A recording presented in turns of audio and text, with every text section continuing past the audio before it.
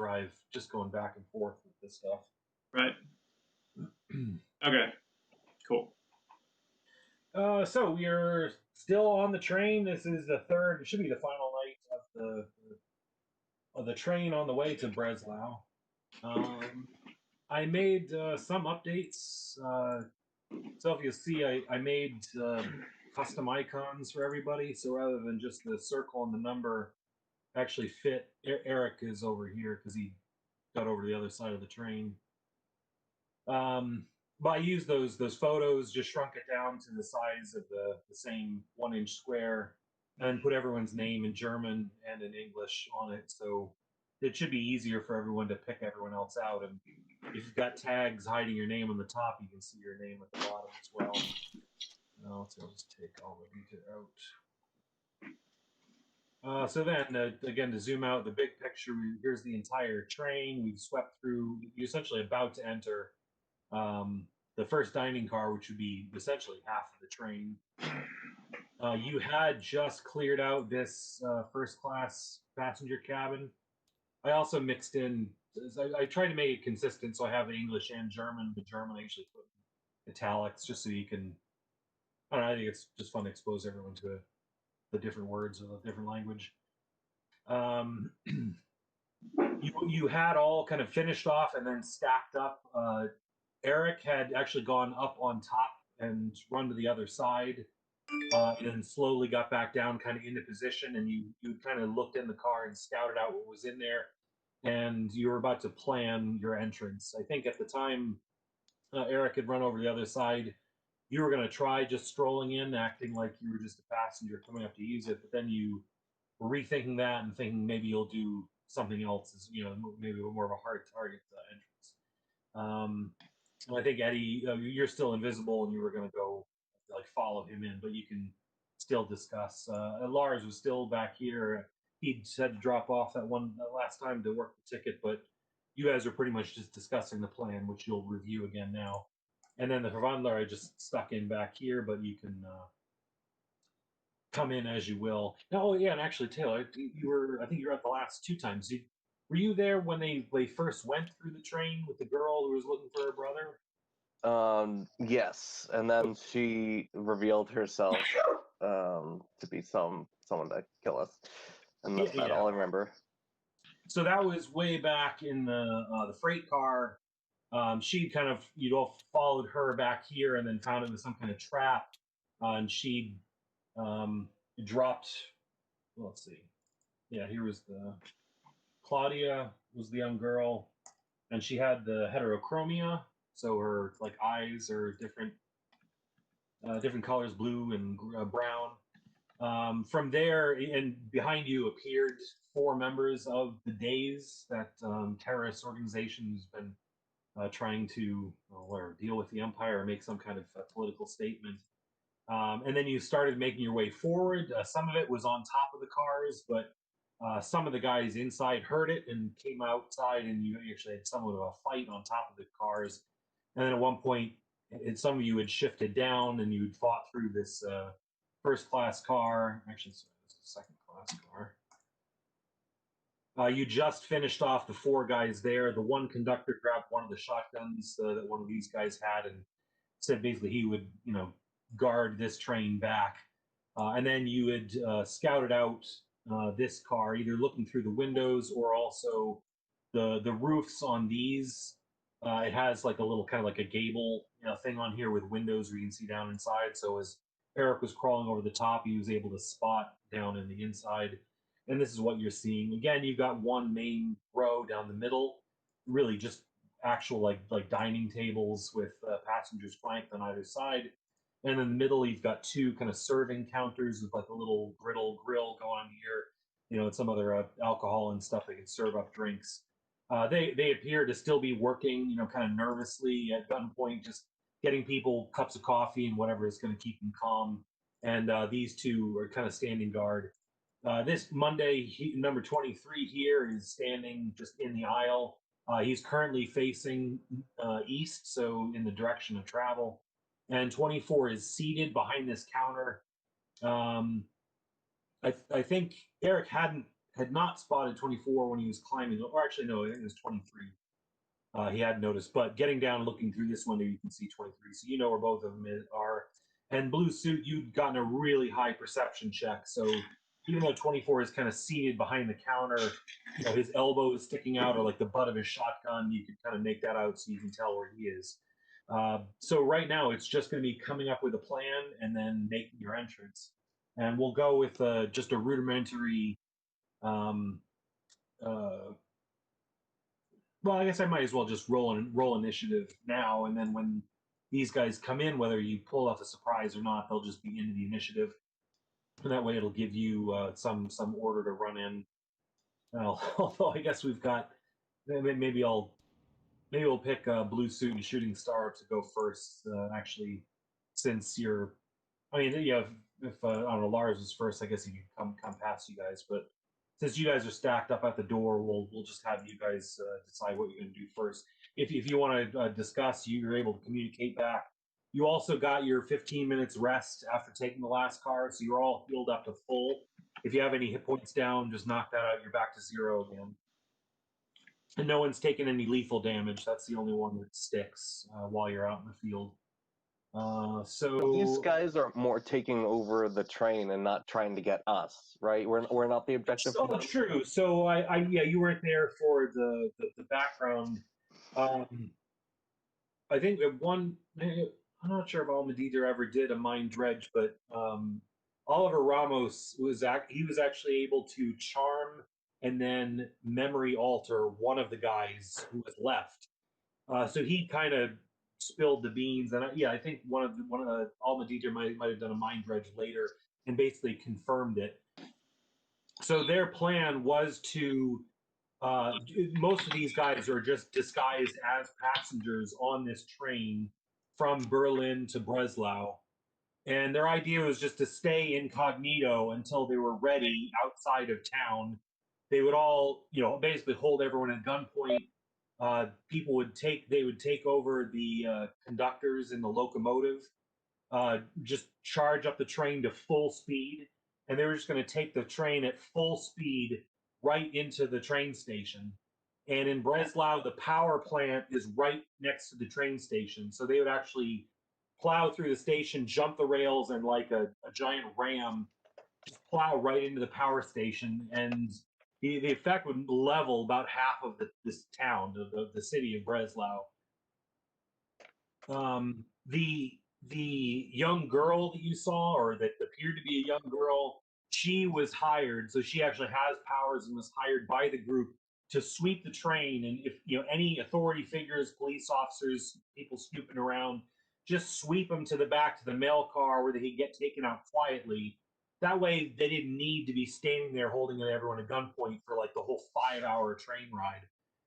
But you know managed to kind of overcome some of the guards that had pinned you down and had started taking some out. And while you're not sure if things have been communicated through the train, there is a in wired system that the conductors use.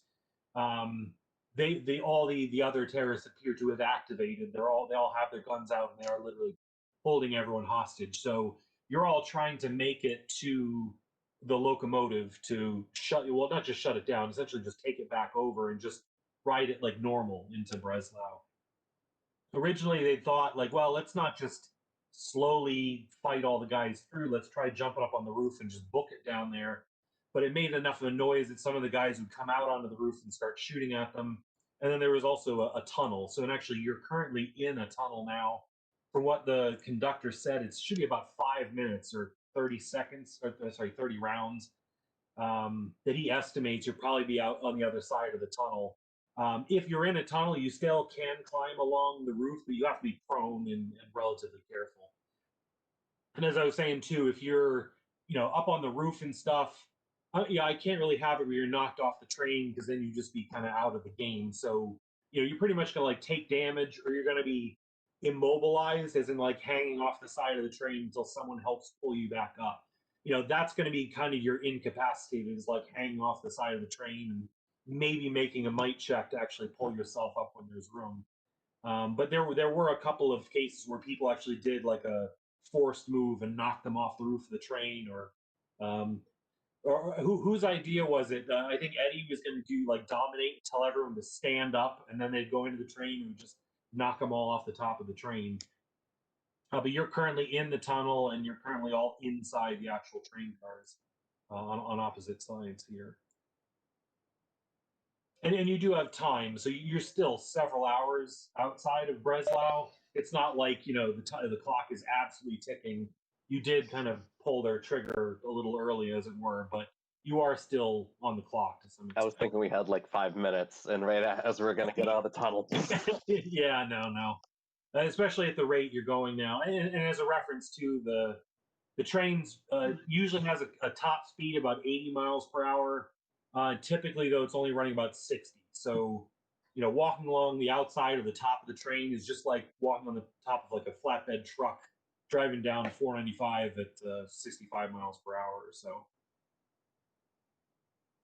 So I'll leave it open to anyone who has ideas. I mean, so I just want to basically do like the look and give Shooting Star the look like, hey, let's bust in together. I'll go incapacitate glue on 23. You basically run in there and occupy 24 so we don't hurt any innocents.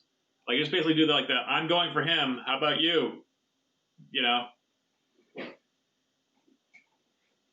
I guess you give me.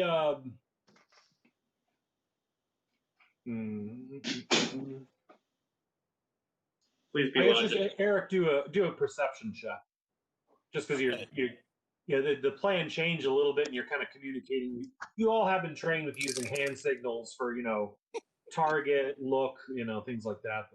Now, before we say anything, my plan was to go for 24.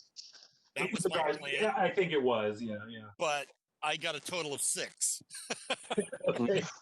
A 1 and a 5, 1 on the 20 and a 5. Now, and I remember when you had climbed up, you were actually like right on top of Monday. So when you were looking down inside, you didn't see him, but you did see 24. So you can only kind of make him out, kind of pointing, and you're like, yeah, go for 24. That was the plan. I know. So that's what you get out of that. But fortunately, it seems like it'll probably fit. Didn't Eddie set up some sort of telepathic link?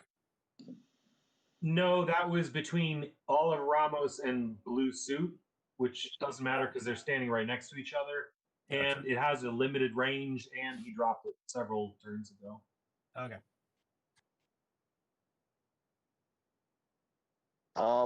I'm personally thinking I rush in and provoke them against me so that they'll only be trying to attack me and no one else. Just a random idea I was thinking. The team has noticed that these terrorists are somewhat mindful of the passengers. As much as their plan is to have them all crash into a train power station and all blow up, they've been kind of going out of their way not to just blast passengers right in the face. They've actually like hesitated taking shotgun shots that might hit a passenger. So they're not being reckless. They don't seem to be that kind of a wild card. They're a little more professional. I thought they'd immediately just take hostages. Yeah, the morality of it kind of seems strange, although kind of understandable in a way. So, blowing up an entire building to make a huge political statement is different from just killing a couple random people just out of a selfish desire to escape or something like that. And that was thought 1. Thought 2, I could get on top of them, make a hole, and then jump on top of them. That's my second plan. Is what I'm thinking. That's what I got. That's possible too. You mean on top of the cars? Yeah, just go on top of 23 or 24, make a hole, and there's dog pile on top. Okay. I thought you meant you were going to jump on top of them and make a hole below you so that their body falls through it. Oh, that would be a little bit more gory than I thought. No, yeah, I'm gonna try and if it's a good idea, maybe go on top of their car, make my way over there, and then make a hole on top of the ceiling on top of them, and then get them. Sure. Can you shoot your metamorphosis goo to make a hole underneath them? I think that's more of a touch thing. I don't think that's range. It would make more sense for touch for my person anyway. I can make you invisible, and then you can get at least one of them, just because it'd be really funny. I could make myself invisible, but then I also couldn't do that at the same time, so that would be very helpful. No. Stop.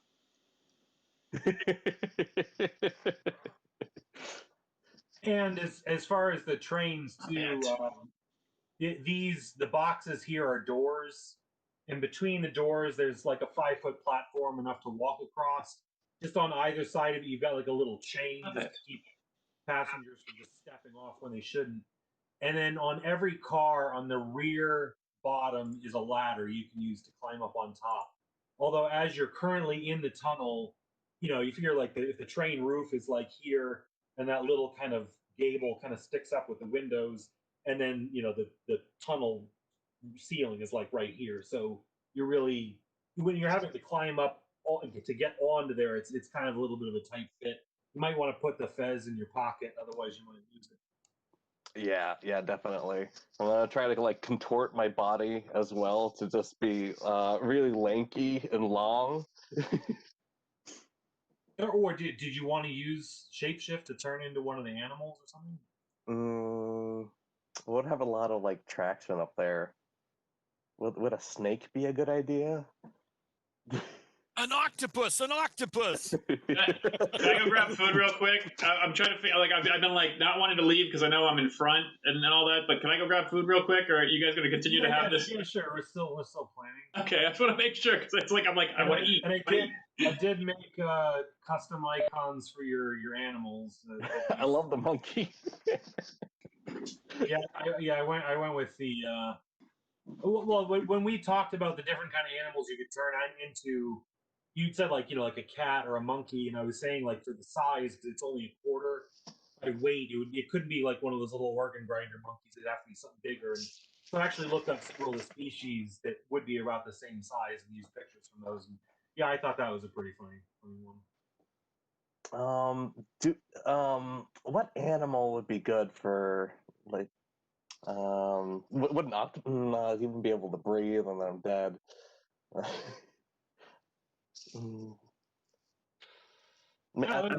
I was thinking the monkey because they're generally decent climbers, but your vine creature or whatever would probably work as well. Or let's go with monkey. Something like an air elemental. Although with the wind, I don't know how that works. Taylor, do you have to be a particular creature, or can you like be human with suckers on your hands? I think I have to go into a creature, but that would be cool if I could just go hack. Let me look up shapeshift exactly. I'm pretty sure it's a creature. It's always a creature, so shapeshift into a creature between like half or double or quarter or quadruple its size, and then once he gets to power level 6, which he's at, shapeshift into a living creature of a different physiology, such as an elemental, ooze, or plant. So he can't just turn into a spider with an ant's head and a deer's tail or something. It has to be an actual thing he's replicating. And I mean, I think when they say elemental or ooze, they're kind of getting into the kind of the D&D world. But I mean, I guess you could kind of push the boundaries on fictional creatures, but not too far. Maybe go like a giant lizard, almost kind of resembling a dragon, but maybe not an actual dragon that breathes fire and has wings or something like that. Weird. All right, I'm gonna go monkey, and I'm gonna try to shimmy my way up there. Okay.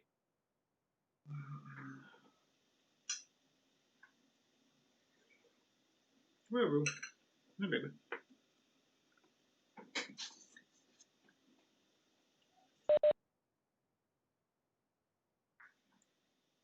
Real cam.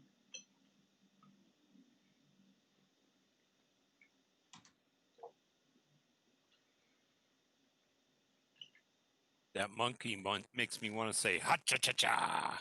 Yeah. Oh God, what's his name?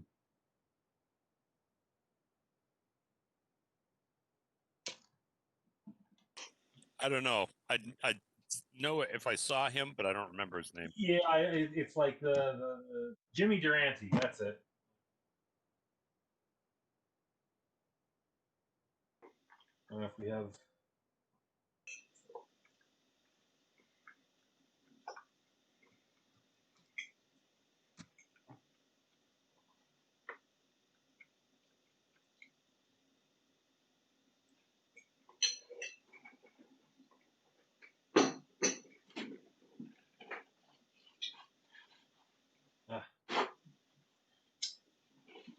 And it's already black and white too. Perfect. There is definitely a resemblance there. That's funny.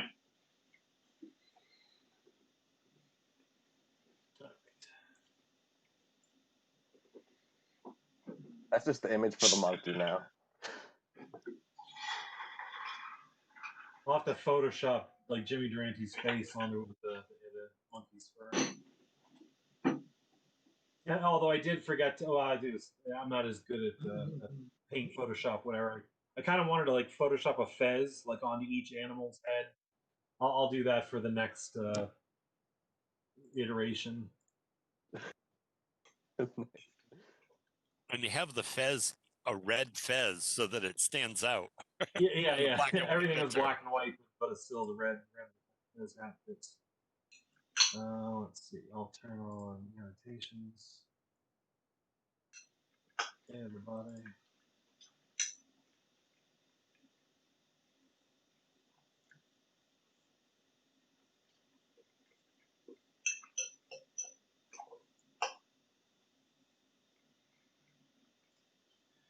Let's see this.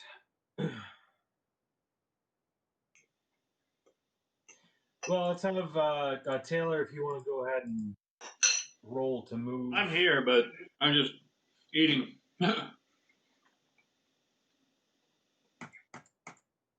Oh, come on. Are we planning on rolling an ish?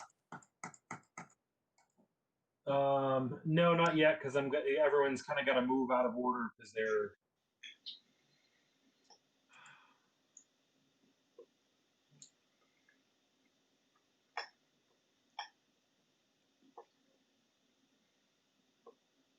I'm just having trouble because when I turn the annotation off, it's stopping me from being able to do anything else.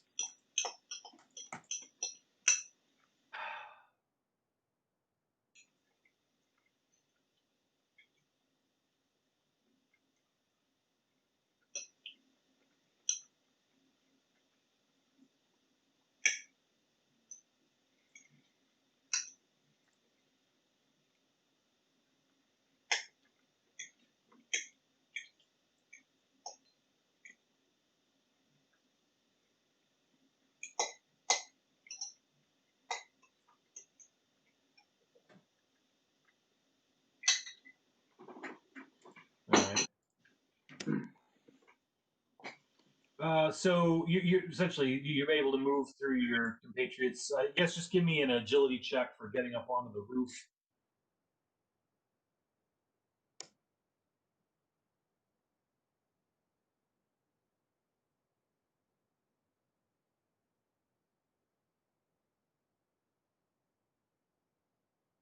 That's a 15. Okay, you just barely made it up there. You had like a little bit of a, you kind of got your head above, and the air kind of pulled you, but you got a good grip on the rungs. But you're able to just shimmy up over the top.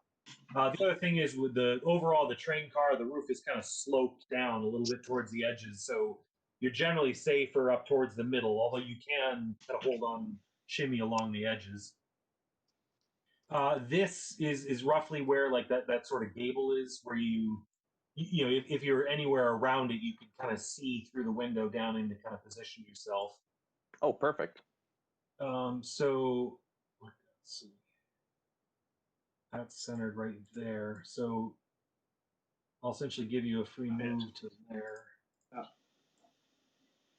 No So wires. you can kind of see. No wires. down below you, and you're kind of confirming with your own eyes what the others have reported.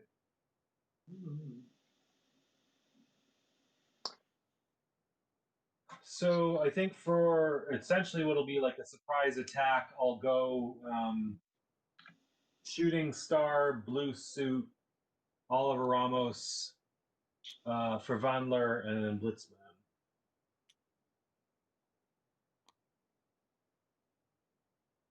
Blue suit.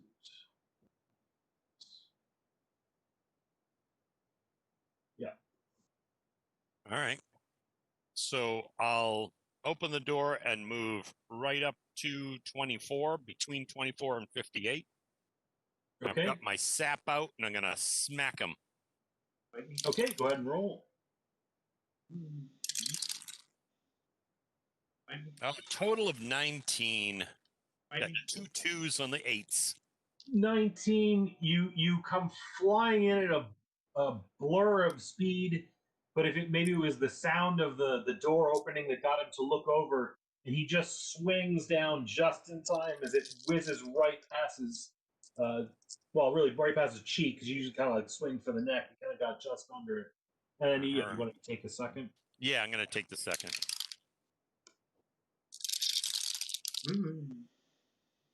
Oh, that's not better.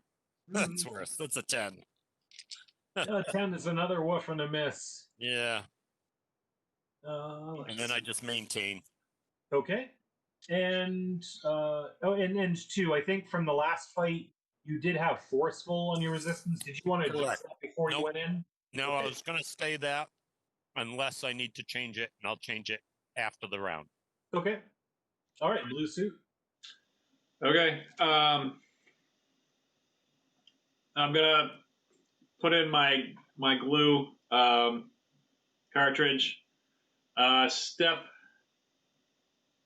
over to.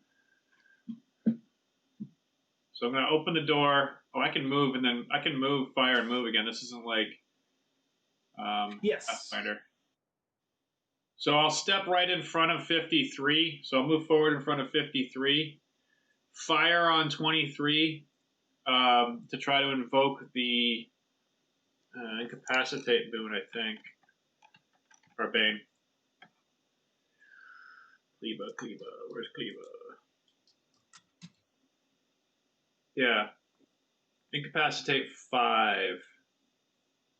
That is potent. So yeah, I'm going to basically try to just like glue him down. And yeah. Okay.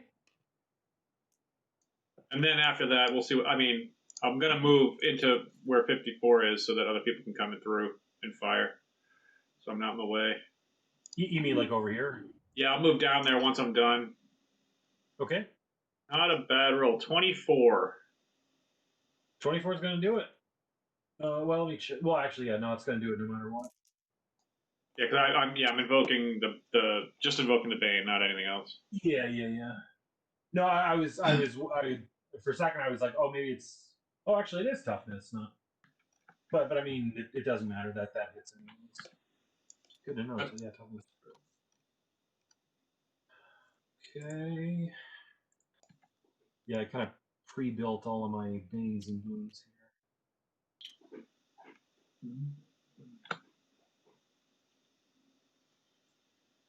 How are you doing? And is that potent? Yes, it is. Potent. I've gotten rid of everyone's custom ones and just did a bunch of generics. Okay, so third 23 is incapacitated, and Oliver Ramos.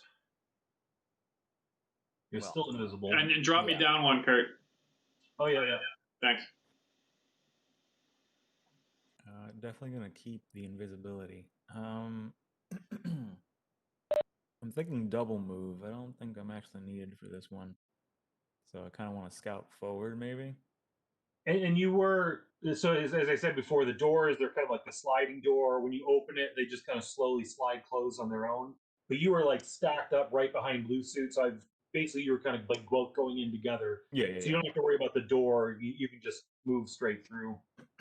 Yeah, I'll just take a double move as far as it can get me, as long as I don't land on anybody. 15, 20, 25, 35, 25, 30. In theory, right where Shooting Star is as far as you go. Put me back 2 squares. Yeah. Or if you're moving and teleporting, you could also try to move in behind one of the counters. No, they're gonna know if I pop up right behind them. Yeah, I thought it was fine. Okay. And Metamorph. So you did see 23 got glued to the floor, so he's kind of he's incapacitated where he is. So I just noticed something. Invocation time is a minute on transmutation. So a little bit screwed there. But this is it's a glass window over here, right? I could smash through. But do I want to? Let's see. All the glass comes down onto the bad guy and sticks there. Yeah, actually, I wasn't thinking of that. I guess every other time we've done it, it wasn't like mid combat.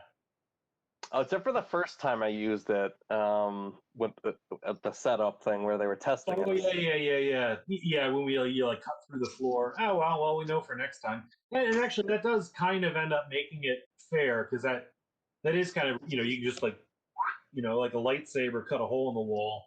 It does Yeah. make sense. Like you would have a minute, or you could also take boon focus and reduce that time down to a full round action or something like that. Yeah, I'm gonna think about doing that. I'm gonna, well, if I can, either smash through the window to come down, I guess. Yeah, I'd say definitely in the monkey form you could fit through. Let's see. Give me a might check. Might is. Now I don't know I forget what your stats were for the monkeys. His might's probably less than your normal one, but probably still on the high side. It's actually 3 when my normal is now 6. But I mean, his physical form, it should only be like 3. Yeah, okay. That's a 10. That's a 10. Let me check. I'll throw that die away. So you do manage to break the glass, but it's not too clean of a break. So you could swing through it, but you might take some damage. I'll do it. I mean, it's not going to cut your throat open, but I'll basically have you just make one agility check for jumping through the window and then down to the ground, and then I'll judge how it goes. If you take damage or not, how much, and where you want to land. Oh, I forgot his might. His agility, sorry. 5. So then that would be 2d6 instead. And also, I might have already rolled a natural 20. So I'm at 20. I was at 29. Now I'm at 32. All right.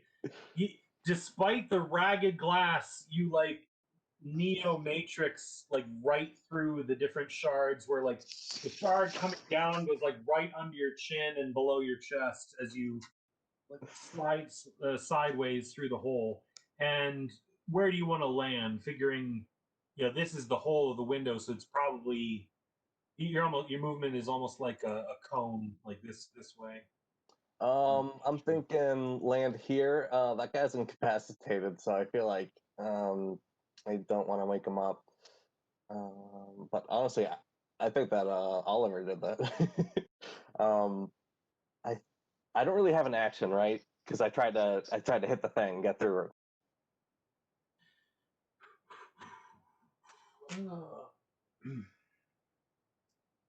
Check my reference here. Retrieve an item, open a door, chest, floor. It was basically a melee attack, so I'll take that as an action. If unless you want to be generous. No, I'll take it though.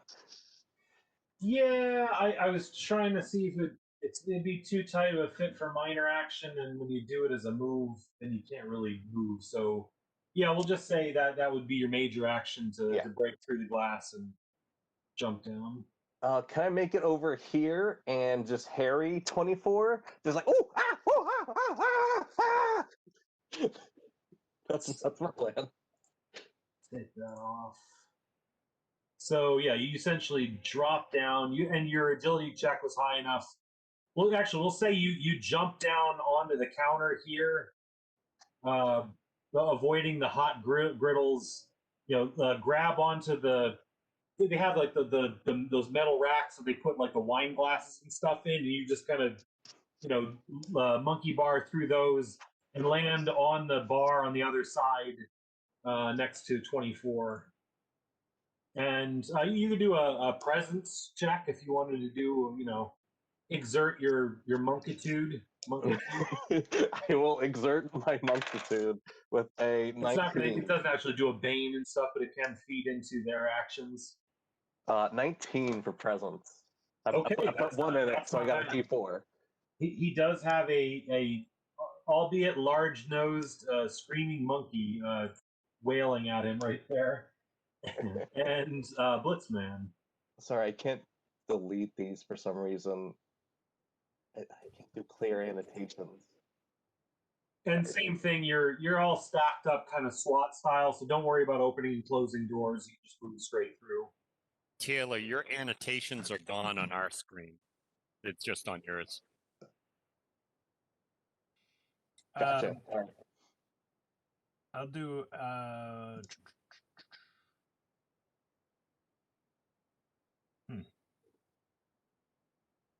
It's getting crowded in there.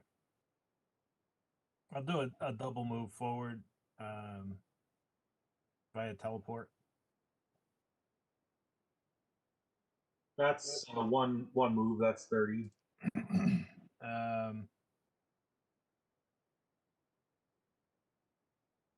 Little Flurkin. And 23 is incapacitated, so well, actually, yeah, you can do a finishing blow on him. Big mouth. Okay, but can I do that ranged? Yeah. But you double moved, didn't you? No, that's a single move. So okay. That's why I asked if I could do it ranged. Well, actually, I'm hasted too, but I'd rather not have to do a double move and then do my attack at a huge negative.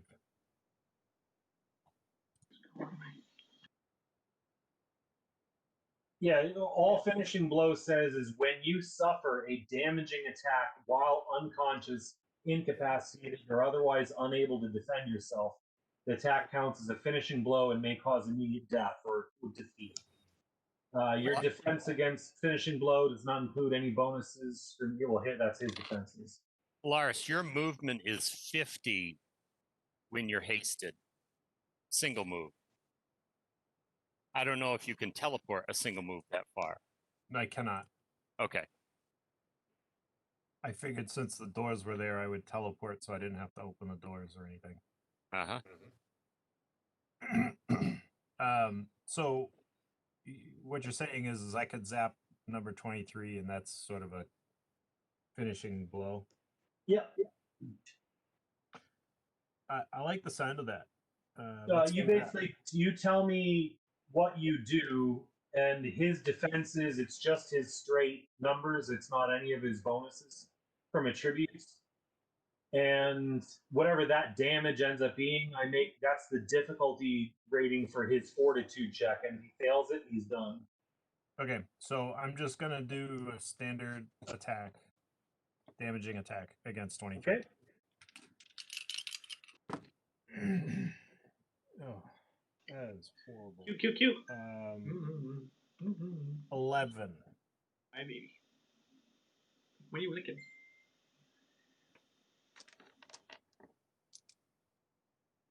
Attack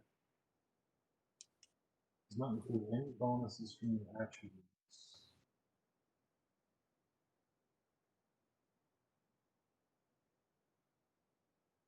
So that's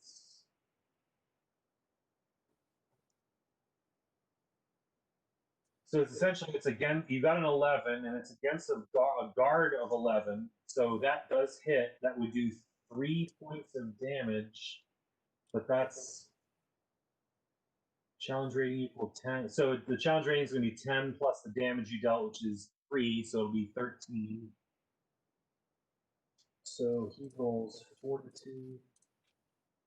And we can do this non-lethally, right? Yeah, I'm essentially treating it all as just defeating the enemy. I mean, it's the same thing. Like, what if one of you, like, I mean, you'd say lightning. He's knocking the guy's brain, making him unconscious or something like that. I mean, basically, it's like if one of you was going to be all guns, then it's like you couldn't shoot at someone without actually killing him. So it's the same thing. You're shooting the guy in the knee or whatever it is. This guy has a fortitude of yes. And he succeeds, so he just takes the 3 points of damage. Although that actually now does wake him up, so he is prone, but he is back up, and although it did take damage. Oh man, Okay, my potent. Well, he could have one shot in there. It was just happened to have a bad roll. That's fine. All right, so Kurt, I'm going to make a second attack at my disadvantage 3 Okay. on the same guy. Oh wait, is he prone? Actually, he is. It'd be disadvantage 4. When did he go prone? Because he was Okay. incapacitated?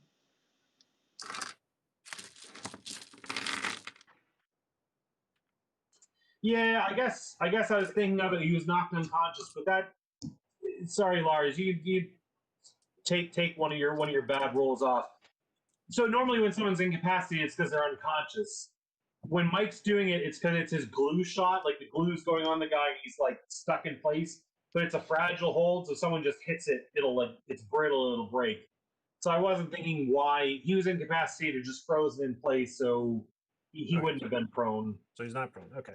Yeah. So, So you can get rid of your whatever your worst one was if you already.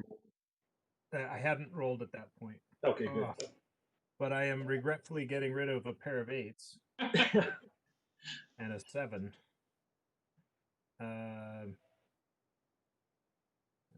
'That's funny. 22. 22. Yeah. Once again, rolling my disadvantage roll better than my regular roll. You did damage him, so 23 took another hit. Was it high enough to apply a bane? No. 5 over. Okay. You And- doubled your first roll. Yeah. So that's it. I'm done. Okay, so everyone roll initiative.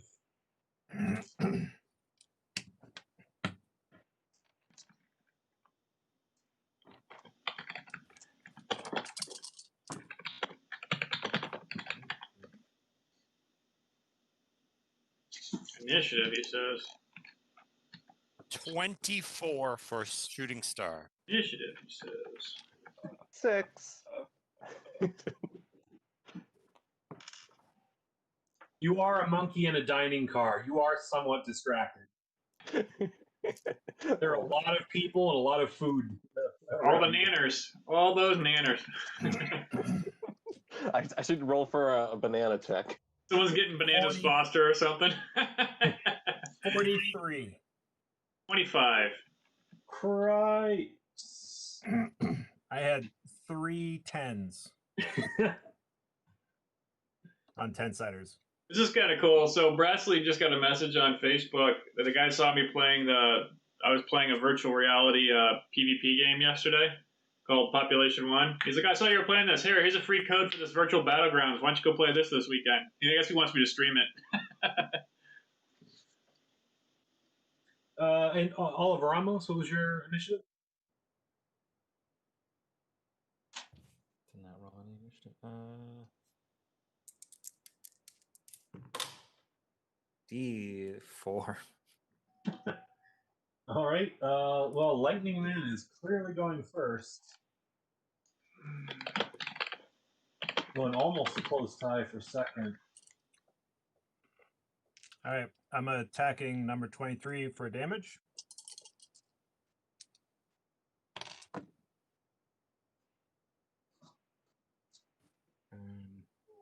Oh, that's weird. It's almost identical to the roll that it was before. So it's 22. Okay, that hits and does damage, but it's not enough for and number 23 is injured. I guess I can start using this.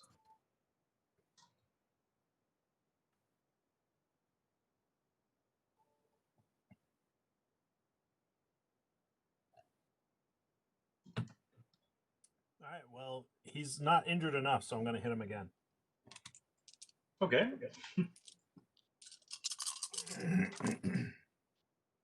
Yeah. Would you believe 22 yet again? Hey, Different numbers, but it still adds up to 22. if it works, and you hit him again for more and more damage, you were just the Emperor draining Luke into the floor. Nice. Ultimate power! Is he still up? Oh yeah. Okay. No, he's injured. He's below 2/3, but he's not bloodied. He's not below 1/3. All right, I'm going to move diagonally up and to the right, 1 square. Okay. And that's it. Done. All right. Blue suit. Clearing the way. I'll just shoot a. I can shoot over passenger 54, right? Yeah, these guys are all seated. All right, I'll just do a damage attack with my glue shot and see if it hits better than.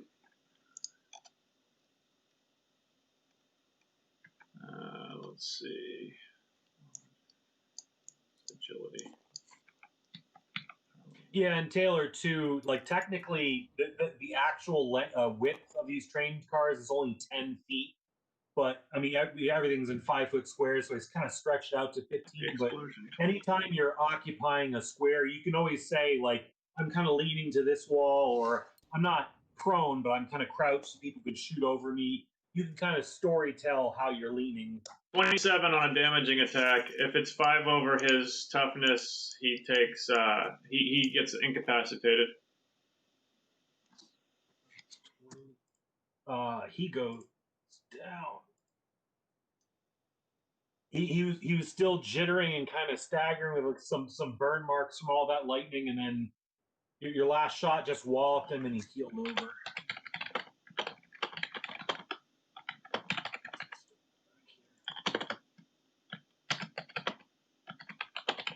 Let's see. So that was your major action. You still have minors or moves.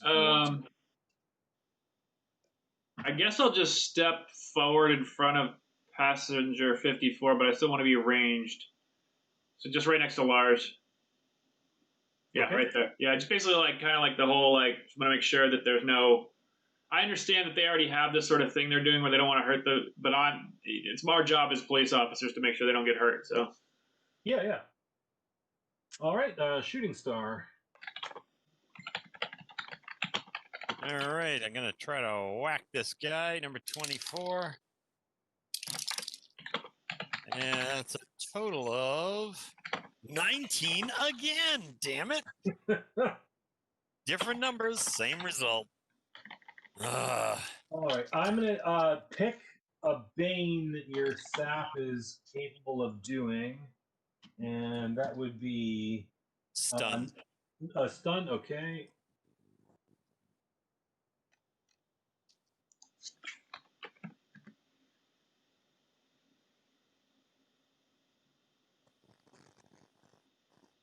So 24 is stunned.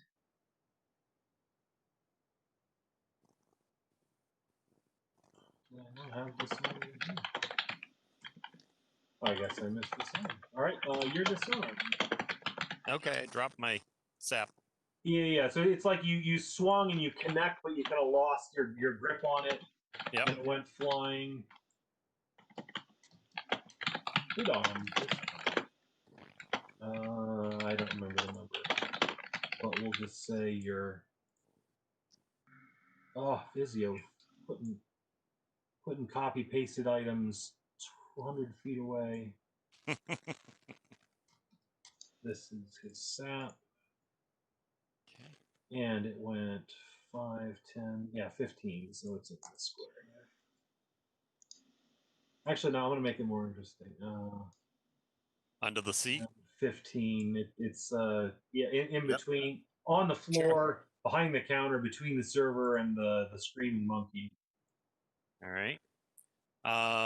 Then with my remaining attack, I'm gonna try to do a disadvantage. I'm just gonna punch him.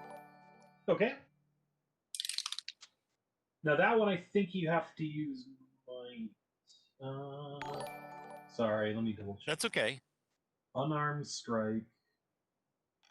Can it be like a No, karate chop to the neck? It can be either. Yeah, it has the properties forceful, precise, and swift. So yeah. Yeah. So I'll just like karate chop him to the neck type of thing. Okay. Oh, 3 8s. Oh, I thought you said 3, and then you went to 3 8s. That's gonna be a very big difference. 3 8s. But fortunately, the other 2 are 6s. So that's, let's see, 28 total because I got a 16 on the 20-sider. Gee, I'm following my brother's lead. You smack him, and he is now injured. So below 2/3.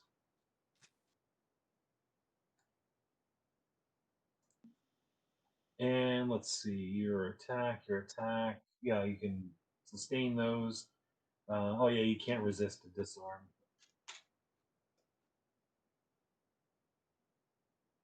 Let's see. Yeah, and you're probably not going to want to move. No, and 58 is not flanking. All of a sudden, 58's like, I think I'm going to get into on this action. Yeah, no. I don't want to take it. This is Keemstar. Well, we never know. They could be bad guys. No, they could. I did go with just all green passengers on this one because I didn't want it to be too busy, so I went with yellow for the staff. But yeah, no, that is always a possibility.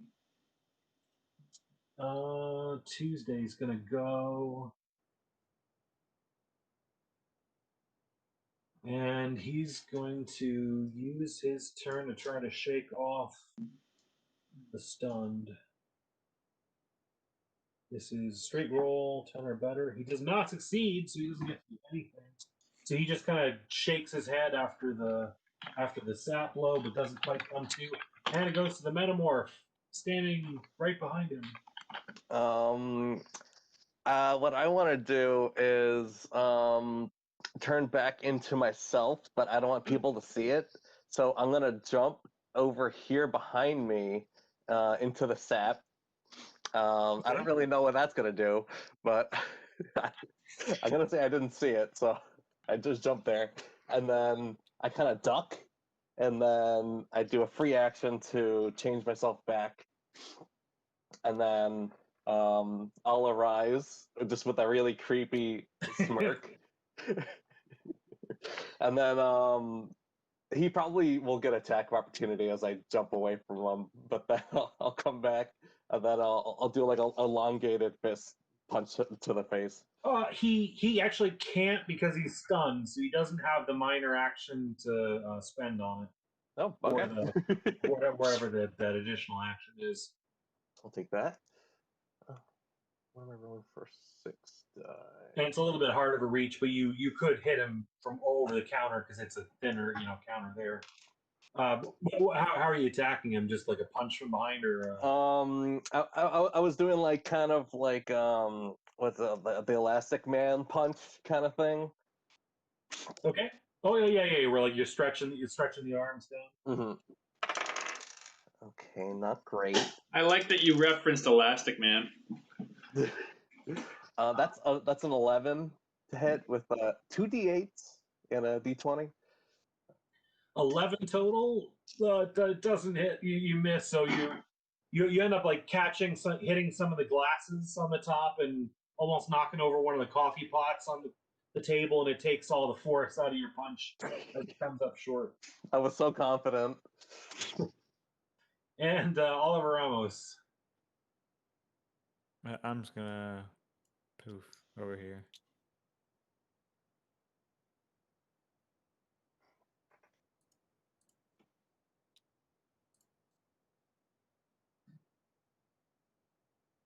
Did you see it? Oh, sorry, what? I don't see it. Oh, you marking on the annotation? Yeah. No, I didn't see Oh, it.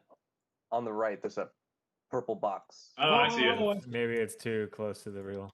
I see it. Boop.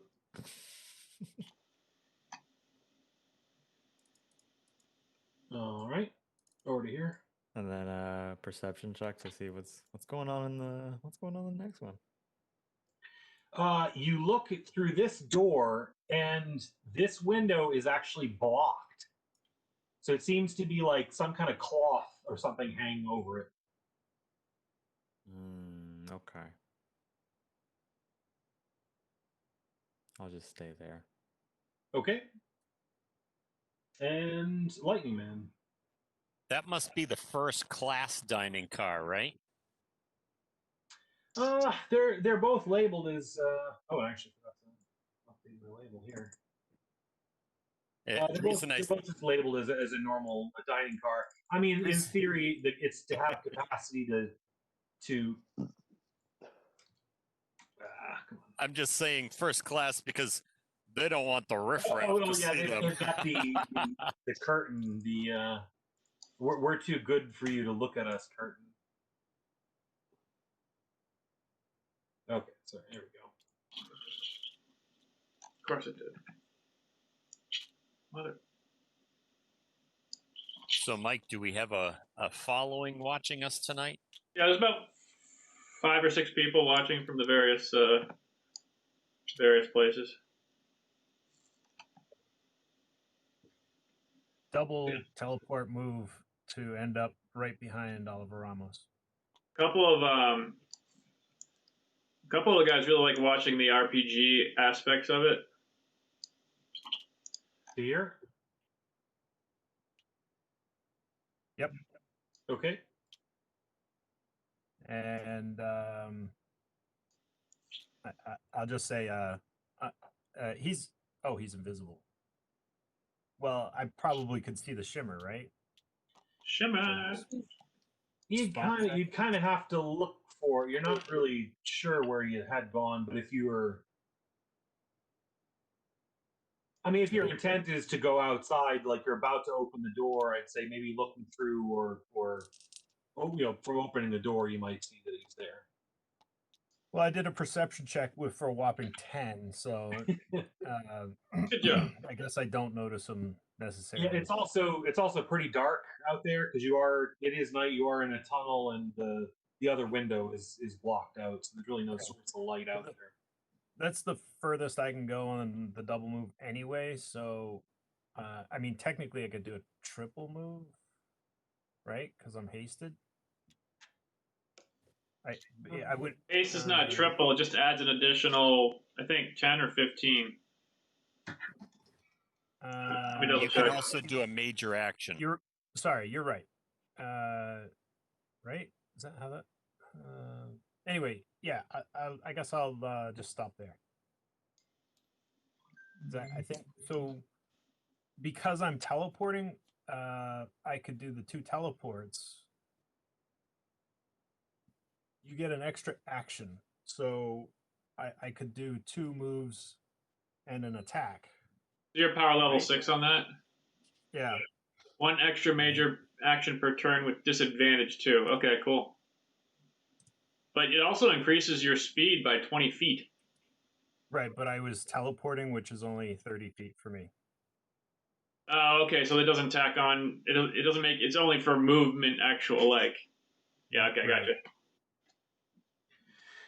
Yeah, so you do get one extra major action, which you can use for anything. It's if the action requires a roll, it suffers disadvantage. But because you have boon focus on your teleport, you don't have to roll. So you could teleport 3 times, or move and teleport and teleport.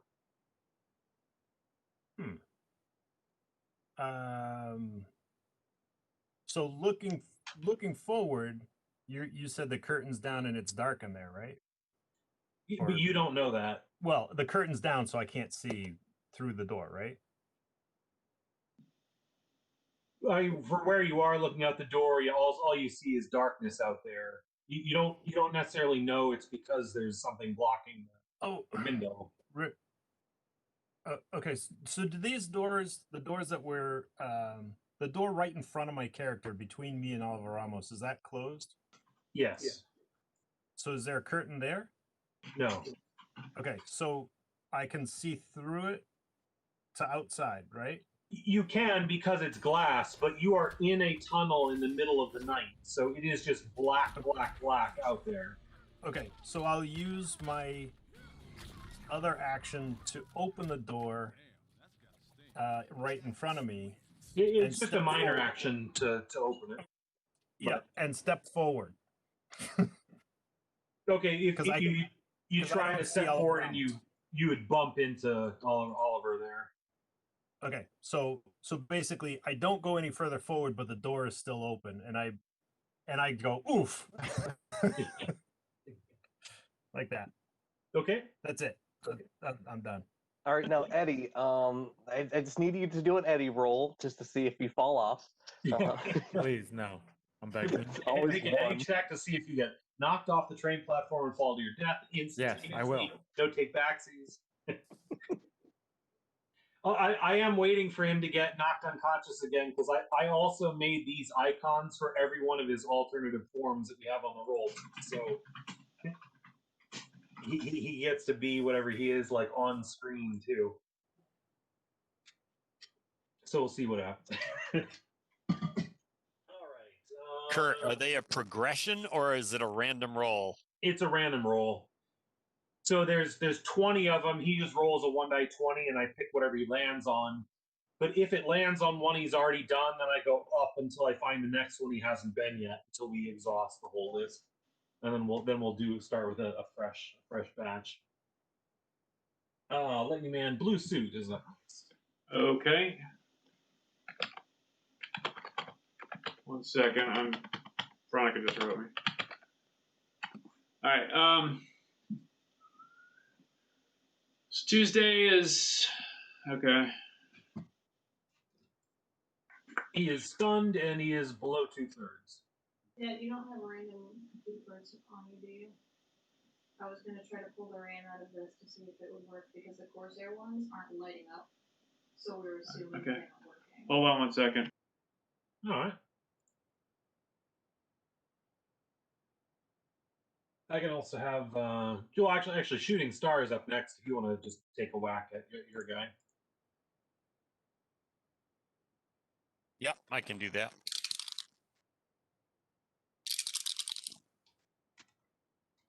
Yeah, another 19. Every single time it's been different numbers, but they've all added up to 19. Ugh. So right. I'm gonna say you punch him, but he almost like kind of leans into the punch or the hit.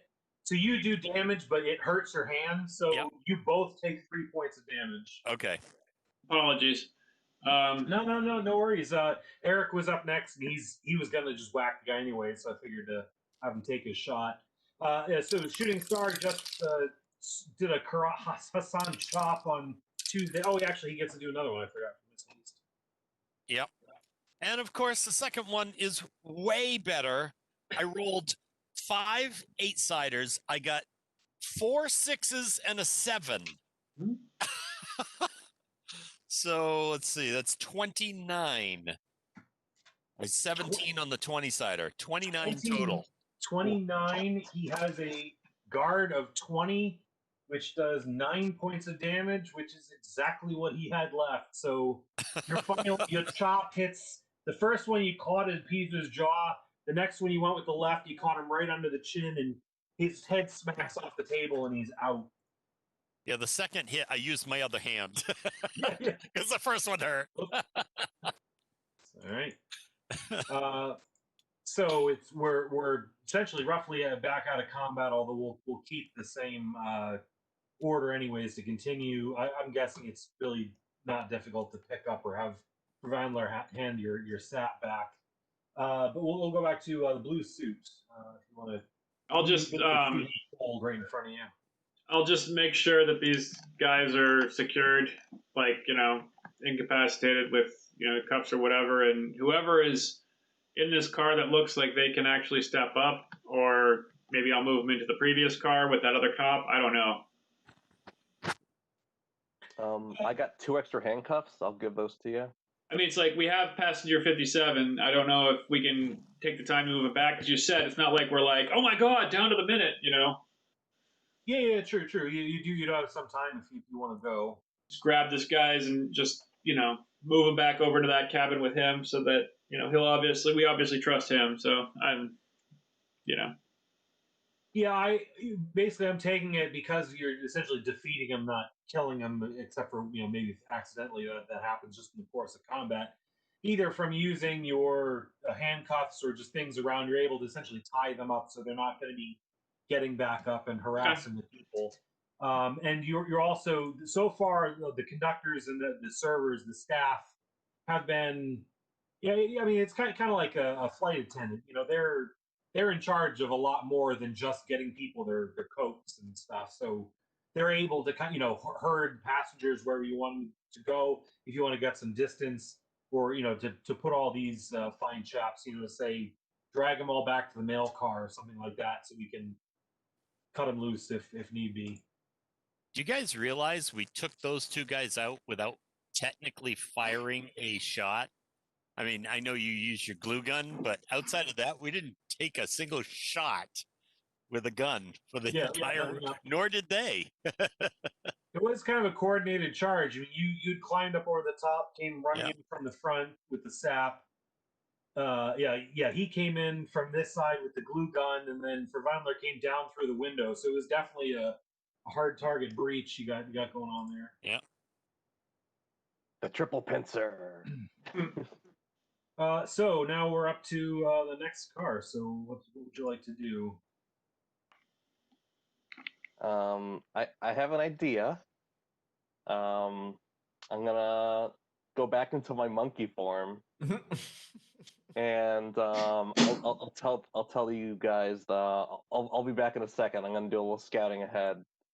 I love Taylor's ideas. Just saying. I fully endorse Taylor's ideas. I'm gonna go invisible, so I'm an invisible monkey now. I do have to roll for that, but I can keep up shapeshift because it is now a free action to me. Yeah. So invisible monkey. And I'm thinking about crawling along the sides, but I do have to roll for invisible. Well, unless I could just get that because we're taking kind of 10 here or something. And you can state that too if you want to. I don't think anyone's really injured from that last one, other than maybe the 3 points that Shooting Star took. But if you want to say you're basically taking 5 or 10 or 15 minutes, whatever it is, to organize. When you're planning, I'm eating into the time, the overall clock somewhat. But. Yeah, would that be okay?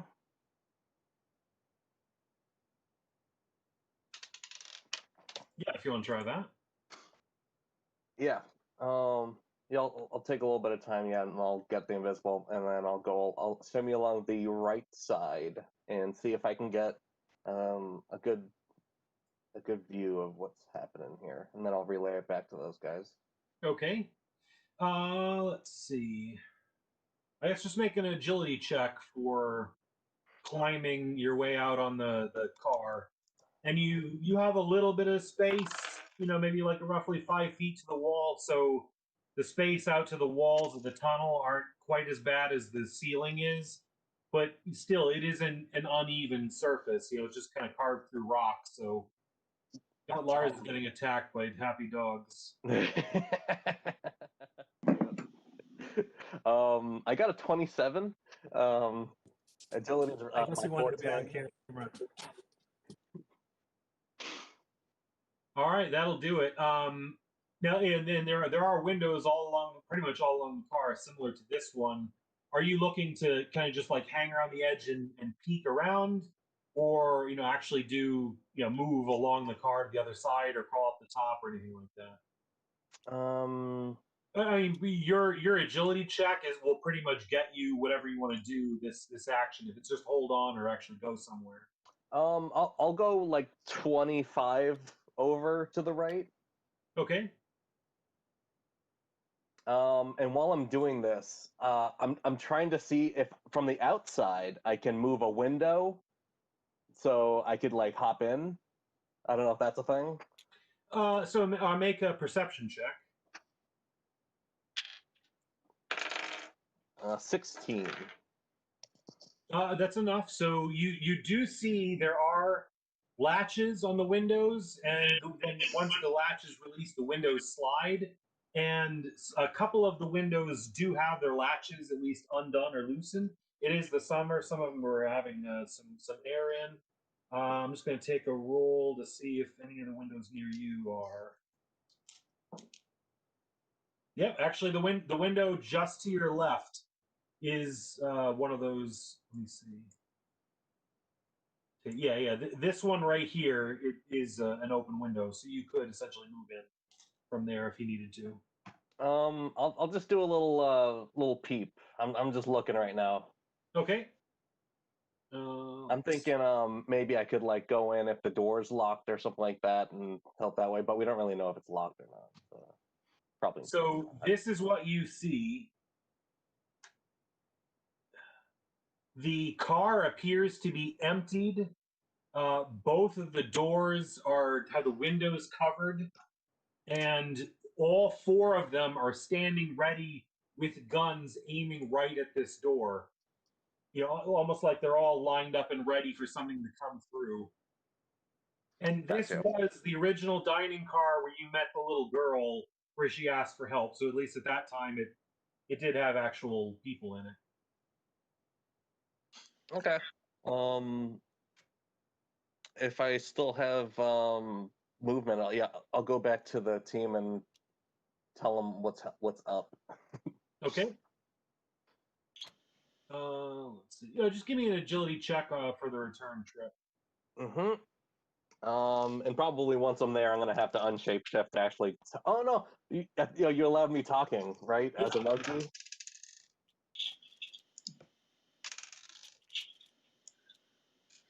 A 13.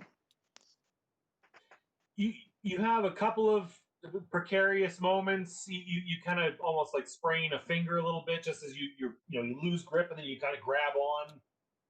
It was a little hairy, but you were able to get back to the ladder okay, and then back to the car, and you're able to relay that information, so they all have an approximation of where these guys are. Ooh, ooh, ooh, ooh, ooh. I'll say they're kind of poking out the side a little bit rather than over top. And I'm like, oh wait, I can actually talk English. Okay, guys. Okay, so there's like four guys over there. They're all looking at this direction. I'm thinking go around, get them from back, but it's a little slippery on the side. So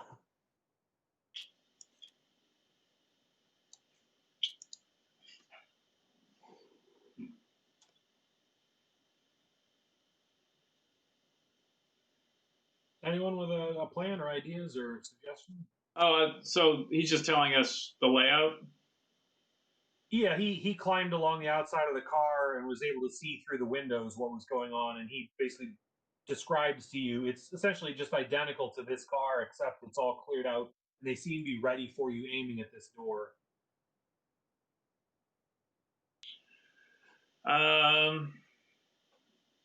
So we go up and over. Metamorph could maybe metamorph himself into something that looks like something they wouldn't shoot at. I have an idea. Okay. What if Metamorph goes monkey form again, climbs the length of the car or over the top, whichever, gets down on the other side, and then transforms into like a gorilla or something and beats on the door. Doesn't open it, but beats on the door several times to get their attention, and then we open this door and blast them. I love it. I'm already on my way. All you had to say was gorilla, and he was in. You do realize that. The only thing I'd say about the gorilla is it is large, so you have a hard time. You could probably squeeze in between the train cars, but you wouldn't be able to make it through the door if you tried to go through the door. You'd have to go through something else and then turn to it on the inside. I'm saying go monkey the length of the car and then drop down and then transform into the gorilla and pound on the door. Yeah, and what I'm saying is a giant gorilla what is you're not saying. going to fit on this platform.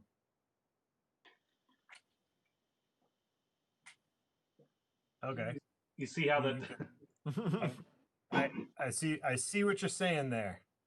Well, I mean, whatever, he could transform back to himself and beat on the door and then go monkey form to get out of the way of any incoming bullets.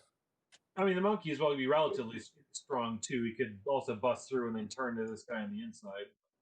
I mean, we can start with that, and then I can open. I'm not saying open the door. I'm just saying like cause a distraction, beat on the door, and then while they're distracted, and we maybe go in and zap them, beat them up. I thought maybe I could. I mean, so we could do that as a distraction, but also, basically shut the door open quickly. I could throw in my grenade. I could hit two of them in the front and either try to blind them or scare them. Nice. Do you have like a stun grenade or something? It's my flash grenade that actually does. It can either do it either does like a strobing flash within a 10-foot area. Actually, it would only hit one of them. Then it wouldn't hit two of them. Or it does. It basically emits a high pitched sonic like scream that makes you fear and run away from it. It's like you don't want to be in the same area of it, so it like gives you that sort of like. Yeah, fear is the bane. It's essentially trying to avoid the loud noise. And I if you threw it in the middle, I would let you hit both of these guys because they're pretty much like cowering behind the counter, both of them poking out into the hallway. And that would put them not roughly squares, but relative to each other. These guys, it might be a stretch because they're behind the counters, but these guys you could try that for. Okay, so I mean, there's that option for me. 1, 2, 3, 4, 5, 25, 30, 35, 40. So Mike, just as I don't know if this is useful or whatever, but another possible option is Oliver Ramos could teleport to. Is that working? Hold on. He could teleport to here, and you could teleport to there. I can't teleport. I could teleport you, I should say, to there. I could teleport you to there, and then throwing the grenade would be easier because it'd be a much shorter distance. I don't know what kind of range you have on that. It's throwing it is 50 feet. It's like a normal range gun, so it's not like it's a big deal. Yeah, so that's 30 feet. So Oliver Ramos could teleport if you and I in unison made a 5-foot step to where Oliver Ramos was after he teleported. Then I don't know if that's possible, and then I could teleport you to that spot. Yeah, I just don't know how much teleport actually does a surprise action or anything. I don't know. I'm trying to figure out, like, if we have the pincer move where we're distracting from the one side, the second he beats on it and they turn around, we bust in.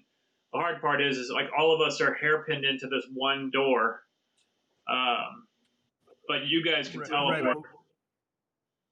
So I'm willing to go over the top and can teleport. But I'll tell you right now, I don't want Oliver to teleport me, and this is nothing more than the last time he teleported me. I got so damn sick, I didn't want it to happen ever again. I was gonna say, I also did finger a dude's eye hole in the beginning of this adventure, and he did not like that. So right, so it's not that I have a problem. It's just we're in a little bit of a we're just but like the last time we did the teleport, I did not like that. So I'm gonna be like freaking Bones, and like no, I'm none of this freaking transporter thing is scrambling my molecules. Okay. I was actually thinking of going in on the other side anyway, to crawl across the top again and try to come in from the other side. I could cause darkness. That would be helpful Ooh. too. Of course, it makes it dark for everybody. It does, but Not at the very just least, we them. do have. Yeah, except for if you have blind sight. Yeah, we have like some minor cover that we could at least maybe get behind, My goggles have blind sight. and we do have Batman on the team, so yeah. Kurt, now that I heard, what's his name? The monkey's report, I'm going to shift my resistance to precise.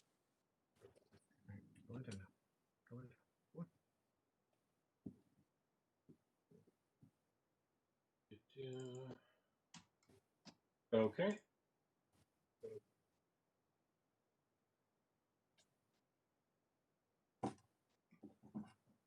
I guess what I was trying to get at is that with teleport, without even opening the door, we could get at least a couple people into the room, and then with the distraction and everything, we could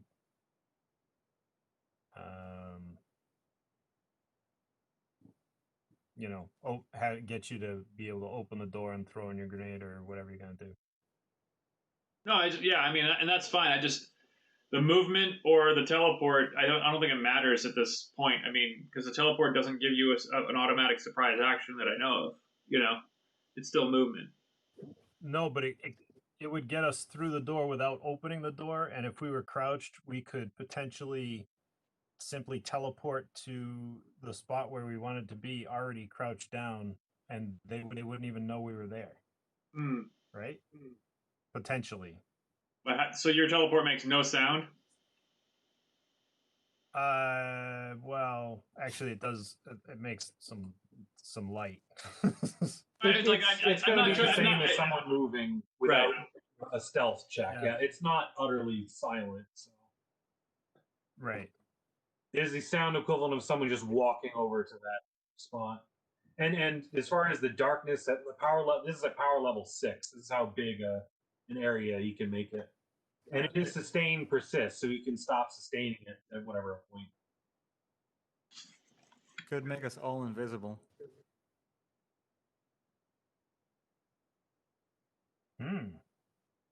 Boy, I think the idea of having the darkness, like 30 seconds after, so that we all count down to 30, you throw the darkness in there, and then we could just move in from either end, and then after another 10 seconds, you could take it away, and now we're all in there. Boom, go.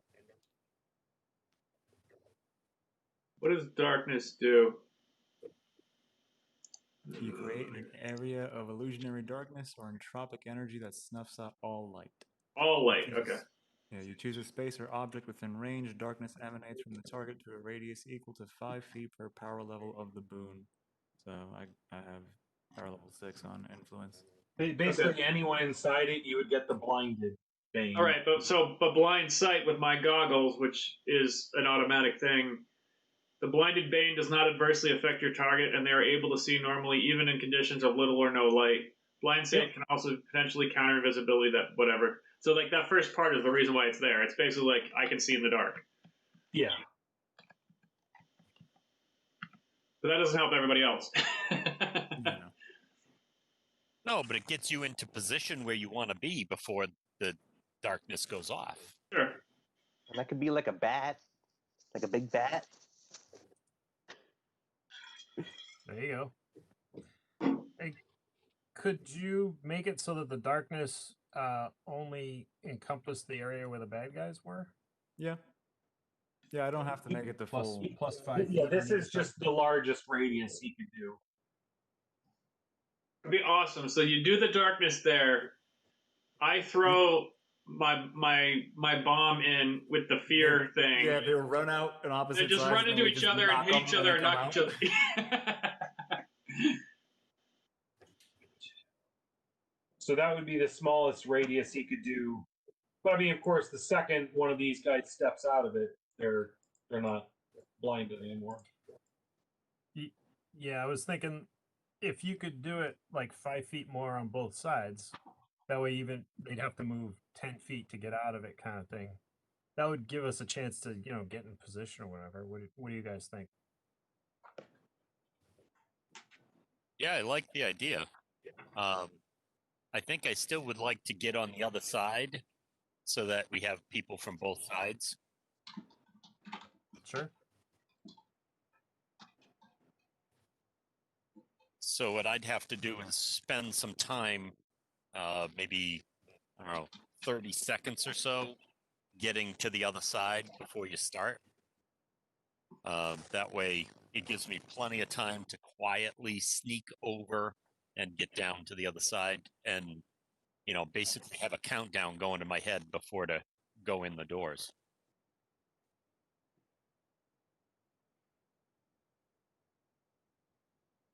All right, so can somebody just reiterate exactly what the plan is so that we're all on the same page?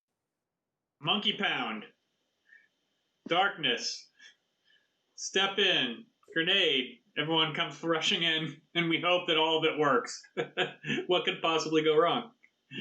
So basically, I have the metamorph and the shooting star are going to climb up on top and climb up over the top of the car. Yeah, that's over the top of the car to the other end of the car. Yep. I'm just kind of getting everyone staged up, Yep. and then Oliver Ramos was going to teleport inside. Were you still doing that? And Yeah. and Lightning Man was going to teleport blue suit. No. No. I was gonna let Oliver put the darkness in place once he's teleported in, and then I was just gonna open the door and run in and throw the grenade between 1 and 9, or not 1 and 9, between 27 and 28. Okay. And Oliver Ramos, you were going to try to teleport to here when you did go in? Does it have to be off of me? No, I don't believe so. No. Yeah, I don't want to get in too far because. Yeah, you can choose any space or object which is within range. So if you want to just teleport right inside the door, because there's a. I'm solid basically just chance trying it to might not work. a place where everyone will eventually be going. I mean, I have to play your guys climbing over the top. Oh, I'm sorry. Did you want to be here? Or, No. I don't know That's whose not me. lightning bolt that was. That's that's my lightning bolt. I don't know whose lightning bolt it is. None of us have electricity powers. I had a pretty rough day too. My brain is silly putty. It's all right, dude. It's all right. Who the hell would be using a lightning bolt? Who assembles the lightning bolt? It's the blue suit. So that's your thing, right? You kind of influence people with your lightning thoughts. Yeah, that's it. After Oliver Ramos moves forward, I'll step up to right in front of the door and then teleport from there to that spot with the lightning bolt. Okay, I got it. This is essentially what we're going for the deployment, and then you were going to go through and throw your bomb here.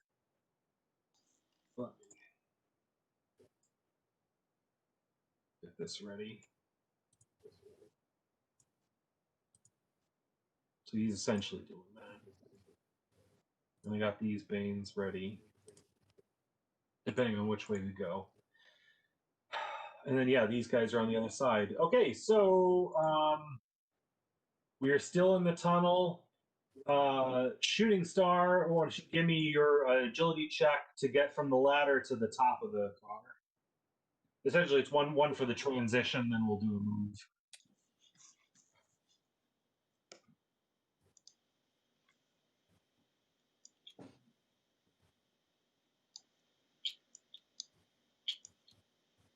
Oh, you're muted. Yeah, that was a 14 getting up onto the roof. So before you make a decision, I'm going to use a legend point. Okay. to get another 1. So 15. Ah! I'm gonna say you're able to get up to the top, but it's one of those like you lose your grip, and when you go to grab for it, you hurt your hand a little bit, so you take 1 point of damage, just from like a twisted finger. Yep. But you are up on top, and then I'm guessing you want to like shimmy up to the middle because Yep. it's an easier transition. Yeah, that'll And- be the extent of that move, just because I'm trying to be really quiet. Yeah, and that's what I was gonna say too. If you want to take more time to move, but it'll be the DC essentially will be easier. I'm Yeah. doing the agility as your success at not falling, but also for how quiet you are. Right. And then Ferdinand, the metamorph, same thing. So climbing up the ladder, just the transition to get up on the roof. And you have done this before, so you kind of got a little practice. Oh, looking good. Oh, 2 7s and a 19. Oh, I'll take that. 1433. 33. Yeah, you flip up on top like you've been doing this all your life and kind of go gambling just right past shooting star as you look back and you're like, well, that's no fair, you're a monkey, like it's everything is going to be easier for you that way. You're also relatively quiet, so you don't seem to be making any noise as you're trying to step in. And now just give me an agility check for moving to the forward front of the car.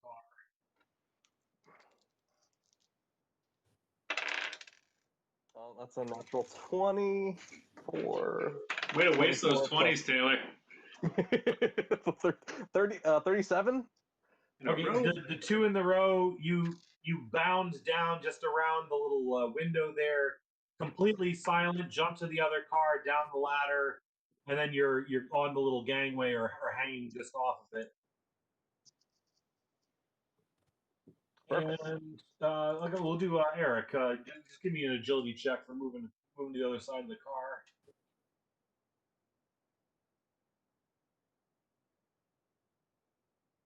That's a total of 20 this time. Let's unmute before I speak. Good grief. You'd think I'd do this all day with Zoom. I'd know. You are plenty quiet. You don't have any trouble. You're even able to make it past the windows without anyone seeing you as you're creeping a little bit out towards the edge, and you're making it almost to the end of the car. So you made it about this far. Yep. And I forgot for you guys. Oh yeah, that's right. The metamorph was going to pound on the door as a distraction. Yeah, we said we were going to wait a whole 30 seconds before we made any action. Okay. So this was like 12 seconds so far. All right. So I guess just do an agility check for your last move down over the edge. All right, that's an 18 total. Okay. That's still enough to be plenty quiet, and especially with your, I mean, it's kind of hard to be hasty when you're crawling in arms, but I mean, you pretty much do everything a little bit faster. So you're able to get over to the other car, down the ladder, and you're just kind of hanging on the ladder, hanging on the chain out, right next to him by the door. Still counting. Just roughly, you've all got your pocket watches at the ready.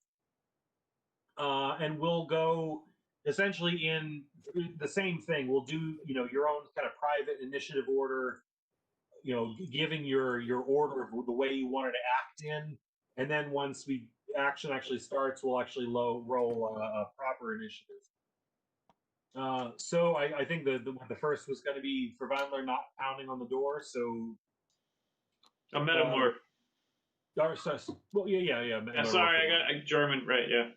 No. I usually pick one and stick with it for a game, but my brain's putty, so I'm flipping back and forth. Just give me a might check for fun. Oh, sure. His might's only 3, and that's a D8. That's a 13. All right, so you make a decent sized pounding. This is the, like you'd hear the police outside your door when they're, well, I guess that's fitting in a way. Police search warrant, like bang, bang, bang, bang on the door. You on the other side, so Blue Suit, Alvaramos, and Lightning Man. You hear the pounding. You're watching on your watches. The time is about right. So let's see. I think you were going to do. Oliver Ramos is going to go first. Yeah, darkness. Okay. So yeah, you get your teleport? So you do successfully teleport to there. And then did you have a boom focus or something on the darkness, or is it just straight? No, could I have actually already been in the room or in the car? Try to do the teleport first, and then so you have like a full round action to do the darkness. Yeah. So if you wanted to time it that way, I'll give it to you. There's just going to be a chance that they see you with the invisibility and the sulfur and whatnot. Okay. I'm tired. So let's see. I guess give me an agility check, which we'll use. We'll do it at that advantage. What is it? Advantage 5 for your height? Fucking something ridiculous. I guess it's not. Yeah. It's not really hiding because you are moving. So just do it at advantage 2. Okay. I mean, you'd essentially play it as you're crouched, you're almost prone, and you're teleporting in here where you're trying to like teleport under the table or something. I mean, fortunately, both dining cars are symmetric and all on both axes, so it's pretty easy to guesstimate distances. And you have boon focus, so you don't have to worry about bumping into things.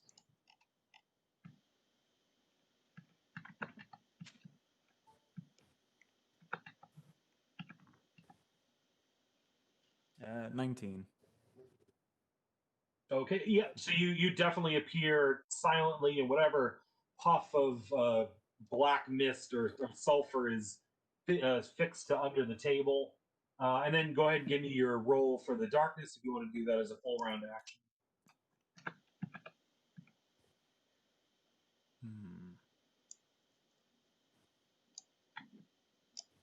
And it's not limited with the range comes from the darkness boon itself, so it's just going to be whatever the difficulty is for the. And actually, this is at 1, 2, 3. This is only at power level 3. So you only need a 16. Okay. Yeah, I'm almost coming. Oh.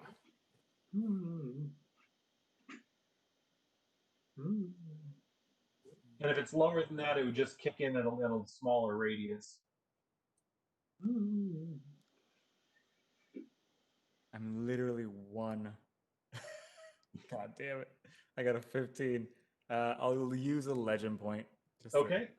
Get the last. Yeah, I rolled it. You roll it for grins, but that's in theory you only need 1. Yeah, so that'll I still wanted to. I was hoping.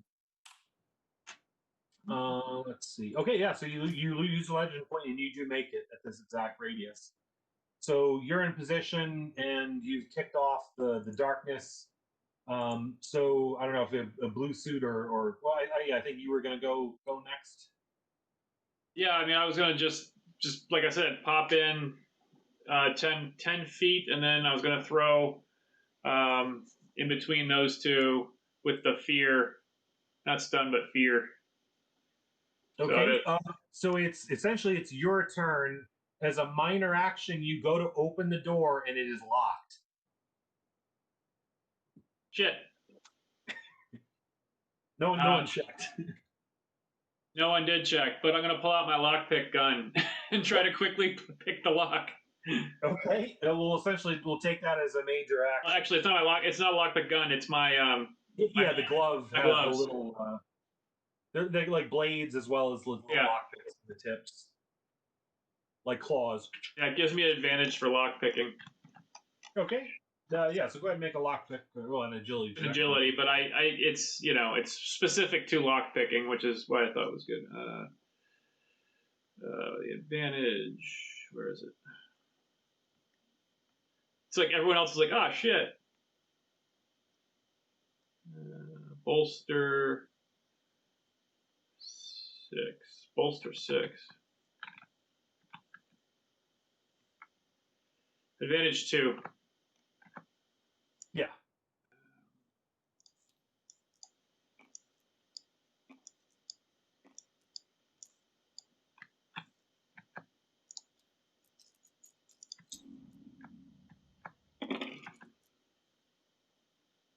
That is an explosion.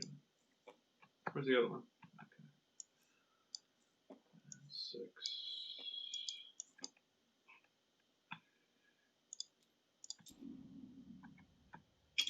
Yeah. I'll let it go. No, I did see that. And that is hilarious. I'm not doing that, but well, actually, technically, it says from a space you pick or an object. So if you pick like the carpet of the train, it would radiate out from the center of that spot on the carpet, and it would move with the train. It's not an absolute fixed position in space. That's a 31. Yeah, so no problem. You get the door open, and you still have either minor actions or a move action, but you use your major to lock. Right. So I'll just move within. I'll just move. And you pull the door open, you do see this like wall of darkness. And actually, I mean, it is like literally dark, as in you can't see it. But I don't know, Eddie, do you want to say exactly how it works? Is it just literally like absolute darkness? Is it kind of like a murky smoke? Is it sulfurous, or does it have some style or appearance to it? Like it is almost like a heavy kind of like gas. Ink. It just kind of it does like fall, and then whenever it gets caked up, it kind of just like it's almost goopy in consistency, but it's still very much like a mist. I'll just move to there. Okay. And Blitzman, you're gonna you teleport to this spot. Yes, sir. Crouching down. Okay. Yep. And so the metamorph and shooting star, I guess will metamorph if you want to say what you do. And if you try to open the door, you do again. You find that it's locked.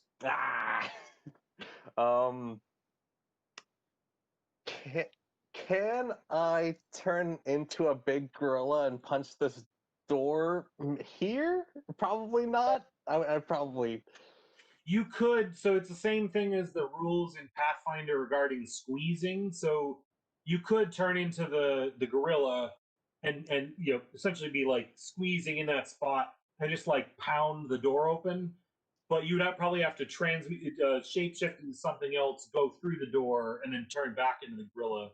You couldn't squeeze through the door because it's just too small. But you could fit back here. There's enough space roughly between the trains. Actually, because everything's free at this point, I could change into Erlenmeyer, still invisible, and then with my might, try and like knock the door in. Okay. So that would be my might at 6, which is 2d8. Okay. Oh, that's an 8 total. An 8 to try to like break the door open, or this was to rip it open. I'm gonna use one of my legend points. What die do I get with that? Just whatever I'm rolling with. Yeah, whatever the secondary die is, you just add it. So it's not like advantage. You're just adding it to the list. It's our modified legend. Another one. Oh. I was really hoping for the 8. So I mean, you stack up behind the door. You do the distraction like bam, bam, bam, and you hear breach, breach, breach. You're like, here we go, shooting star, bam, and you hit it. Just like you're like the guy that's like ramming into the door and just is not opening. Just, it's just not open.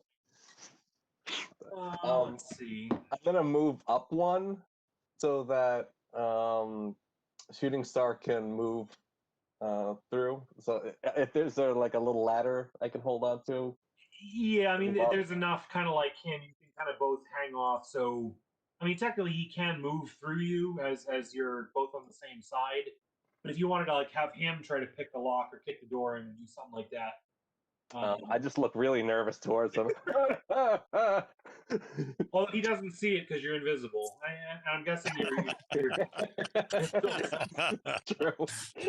So yeah, Eric sees this invisible blur just going bam, bam against the door, and you're kind of like, I think they heard you with the first two hits. Yeah. It's got a glass window. Is that correct? Yes. Okay. So I'm going to use the butt of my gun and try to shatter that window. Is that a might roll? It is, although I would also say if you wanted to, I'm just thinking like because this is much as it's pulp comics, this is kind of superhero stuff. You could use your movement. I'm thinking like to try to do like an attack on the door, like you're vibrating the lock mechanism to like shake it to pieces. You don't have to go like literally. You have to Yeah. smash the window open. If you wanted to All right. essentially attack the door with your six All right. ability. So that's what I'll do. I'll do the vibration business. It's the same thing with your teleport isn't really a teleport. You're Right. just vibrating through the molecules of the wall. All right. So I got an explosion on the 8. So that is, let's see, 32. So that does it perfectly. Like again, this giant, well, not giant, originally the monkey, and then an invisible Erlenmeyer is just smashing up against the door, and you kind of see the blur of the invisible shape kind of shrug, and you shake your head, just put your hand on it and vibrate your palm until you're shattering pieces of metal fall on the inside of the door, and the door slides open with a minor action. Now that was one of your majors, so with your haste, you do have still a move and a major action left. Right. Okay. I'm going to move in to Where are you? straight forward and down just before. Yep, right there. And I've still got my sap out. That was my intention to use the sap. I did have to take out the pistol. Originally, I was thinking of taking out the pistol, but I guess I put it back and go, nope. And I'm just going to maintain from there with the sap. And I know you do have your haste, so you could do attack if you wanted. No, I can't see anything. Oh, true. I guess you'd have to. So I'm just going to get there and be ready for when everything goes off. Okay. And did Taylor still have a little movement now that the door's open? I was going to say, I think. Let's see. He was pounding on the door. That was really just story. His major action was to try to break the door down. He couldn't. I would say you essentially hold your move action until he opened the door. So you can now go do your move action to go through the door. Okay. Yep, I'll move it there. All right. So we're all there, and it's enough that something's going on. So we're going to roll initiative.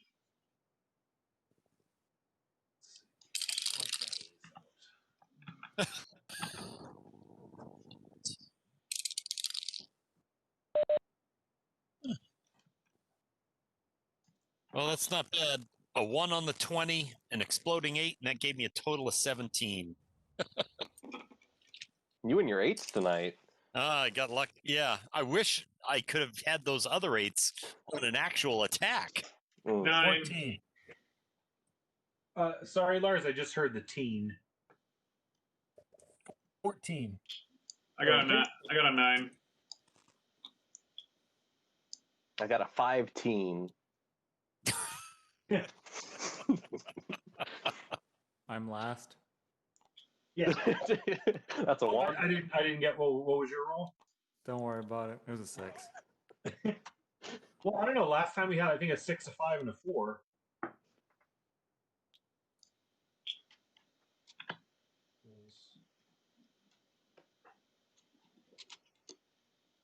Well, the bad guys got a 40, so they're going to go first.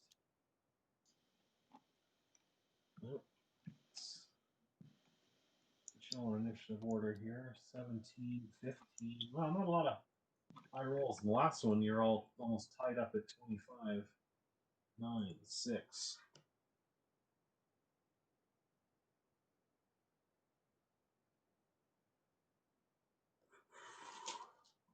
Number 27 is going to make an agility check. Oh, not good. Now, would they have any knowledge of where they should go so that they can see? No, I'm basically trying to play it off of like what was the last thing they heard and saw before the darkness came up. So, for instance, I'm having 27 like dive over this table forward, and I made him make an agility check, which he did not do too well at. So Hi, baby. he is here but prone. Hi. You silly. Why you being silly? Silly. You got a Cyclops over there, Mike? Why? I've got a Roo. Number 28. Got a little Again, Roo. an agility check. Oh, he does very good. Got a kitten who loves my laptop because it gets warm.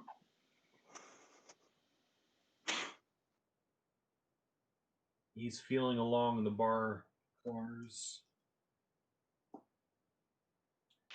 26.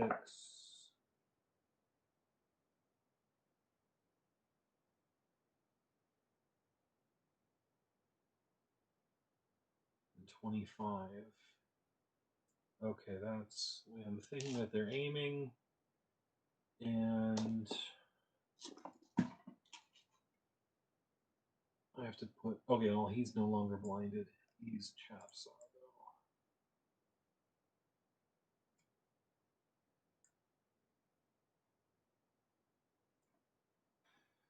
and the blinded Benny.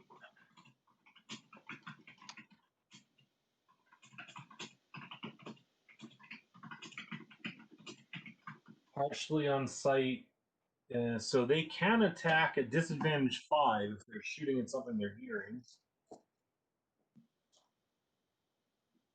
28 is going to take a shot straight down the center of the car, or as much as he can.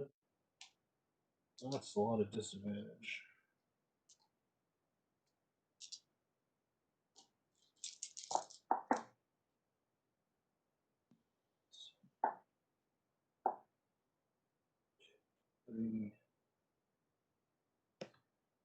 Let's see, and Taylor, you're just in Erlenmeyer mode.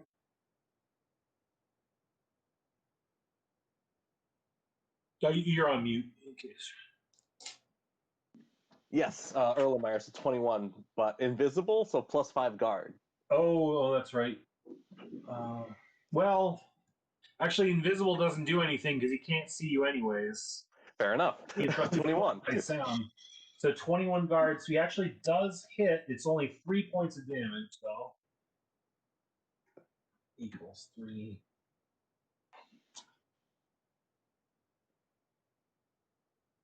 26 is also going to shoot in that general direction. Well, if I hit, I'll roll.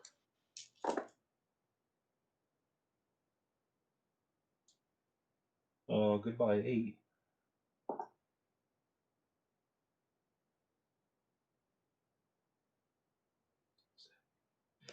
26 also takes a shot in this general direction, but misses. You guys hear the shots go off and the rounds hit the ceiling, roughly above your heads or around here.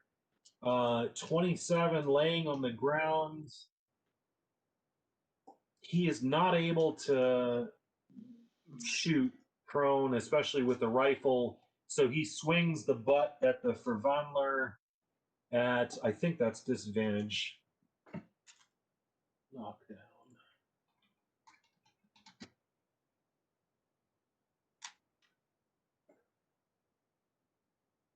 I don't know if it's disadvantage. I think it's just normal. I don't know that. Requires a Yes. move action. Okay, prone targets have disadvantage 1 on all attacks they make, so it actually doesn't matter. But I'm going to say, like, laying down, he basically just fell over the table. He can't really get the front end of the rifle towards you, so he's just going to take a swing. This is might. Oh, there goes my 6. 5. He like the rifle hits you, but there's just no force in it. Like he swung it, so it like hit your arm, but it doesn't even hurt at all.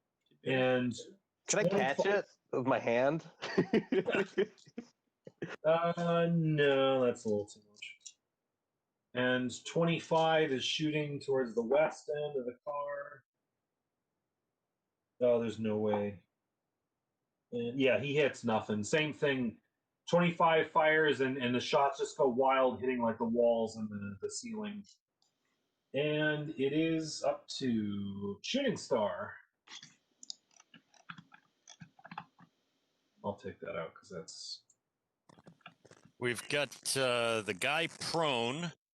I'm going to take a 5-foot step to attack him, and with my sap, it's a melee attack. So is that an advantage one?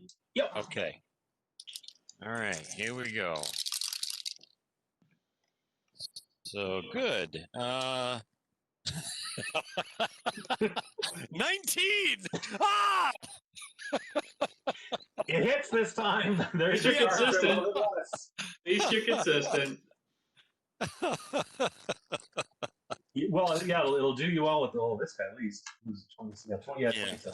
He's lower. All right. He takes damage, not enough to throw a free bane, but he does take some. Yeah, and I'll use my secondary attack or second attack at disadvantage 2 instead of at disadvantage 3. Right. And lose another 8. So this time it's only 18. That hits. So anyway, now I'm done. Maintaining. He is not quite injured. He's taken a couple hits, but he's still in the game. And next is Metamorph.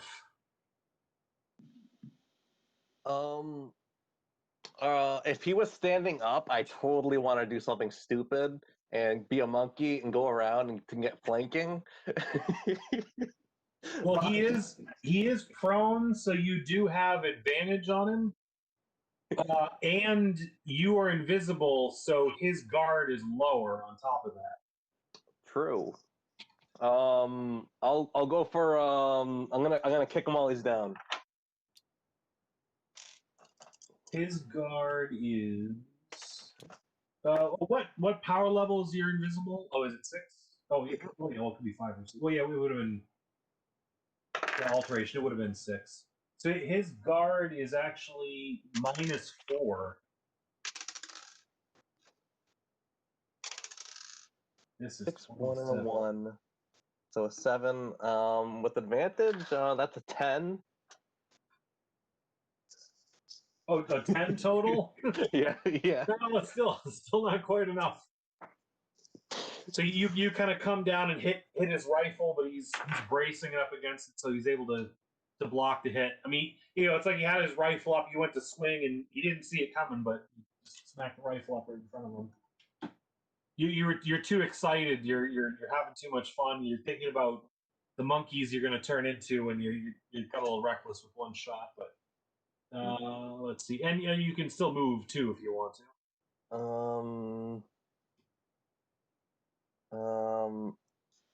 Into the darkness. Move me 10 to. Yeah. Perfect. Okay. And you're now you knew the plan was he's going to throw his stun grenade right there, right? Oh. Yes. Well, the plan has obviously changed. Not necessarily. For me, okay. Or if Taylor wants to invoke one of his flaws and just Leroy Jenkins it right into the cloud. Yeah, I'll Leroy.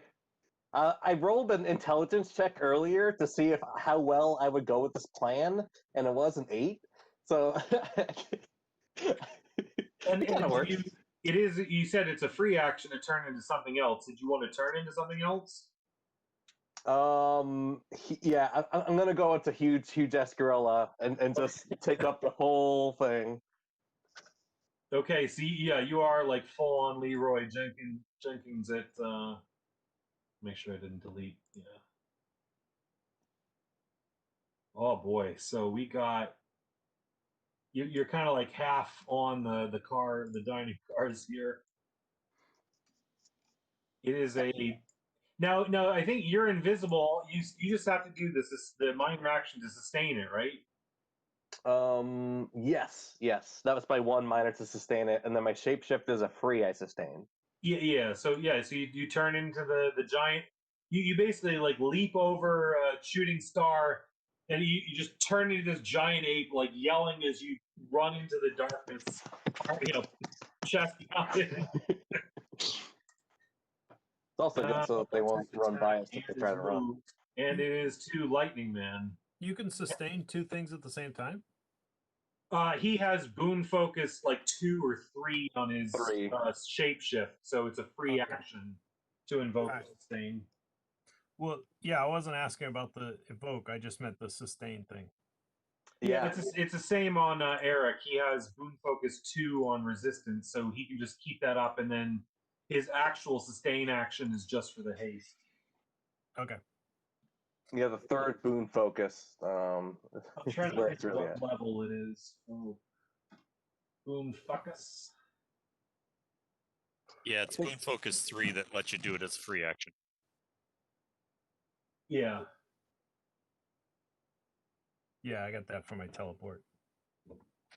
So, Kurt, I can hear number 28 walking down the aisle, right?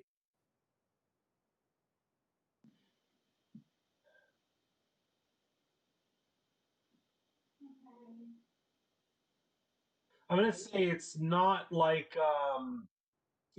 blinded where it's disadvantage 5, but I would say it's disadvantage like 3 because you're trying to go by sound alone. I'm just asking if I can hear him. Yeah. So like roughly the areas he's in, or you hear there's movement in between the. Like I can hear that he's walking in my direction. I don't know exactly where he is, but I can hear. Yeah. Like if you were trying to shoot at him, it would be like disadvantage 3. But yeah, he's roughly there. Okay, so I am going to. I'm crouched where I am. That's what I had said before. When I teleported in, I crouched down. I'm going to sit my butt on the ground and put my legs out across the aisle in an attempt to trip him should he continue to walk in my direction. Okay. Let's see. I'd say you'd probably have to be. No, you wouldn't have to be prone. I mean, imagine if you're like crouching down, you're putting like one foot out, like you're stretching your hamstring or something like that. Well, I'm sitting on the floor. Oh, okay. Yeah. In that case, I by the rules, I'd say you'd be prone. Okay. And then, while sitting on the floor, I'm going to, like, I'm like near the edge of the, so my butt is kind of closer to the edge of that wall, the whatever that thing that what is that thing? Bar. Yeah, like the counter. Yeah, I'm gonna like kind of scooch forward so my butt is closer to the so that my legs go over the out as far as I can, and then I'm gonna like lean forward and shoot a bolt of lightning down the hallway. Like I'm right against the counter, so I can tell where the counter ends. I can't see down the hallway, but I'm just gonna randomly shoot a bolt of lightning down there. I think I'll put you in this square because it's really if your legs are occupying this square and your arms are being able to shoot down here. Okay. You'll roughly take that, but I mean, like we said, Mike would be able to shoot over you and that kind of stuff. Okay. I'm gonna say it's also because you're prone, but let's just say disadvantage 3 for shooting this way, and we'll see what happens. Okay. Yeah. Roll high, or it could hit one of the other of us in your path. Or you get a high angle and hit 25 instead. I was thinking. Let's see. Let me bring this. Does this smell like fried gorilla?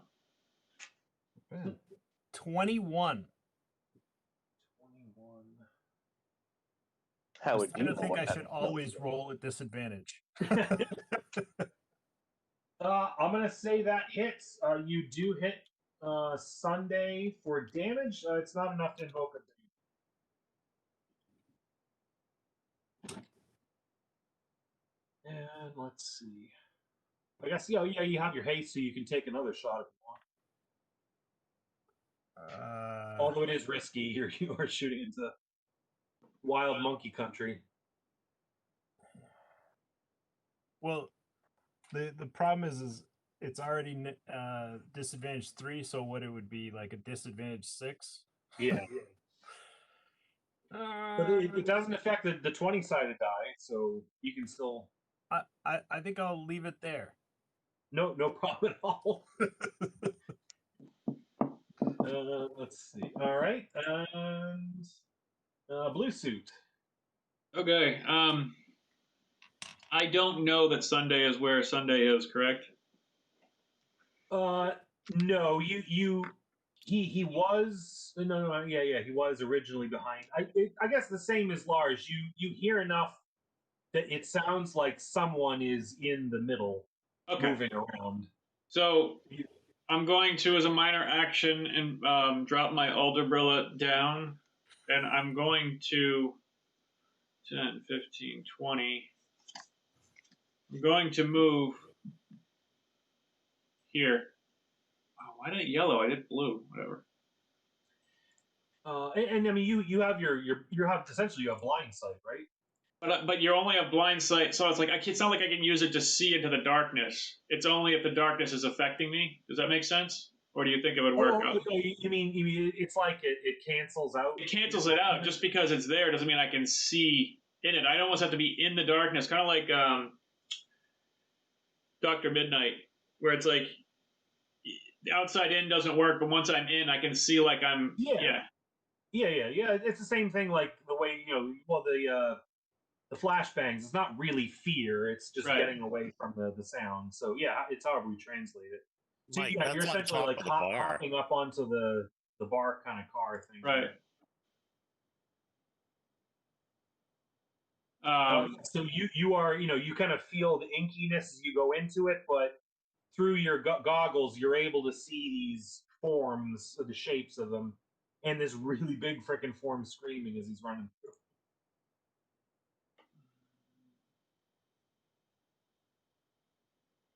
Okay, so I'm gonna throw my grenade basically in between 28 and 25, so it affects that 10-foot area. For the fear bane. Yeah, you're trying to like do this. Yep.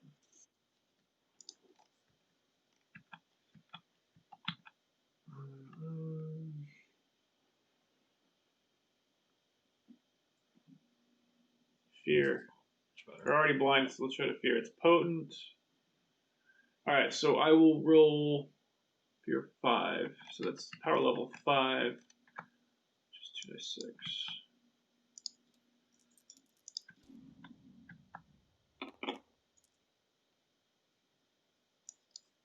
15.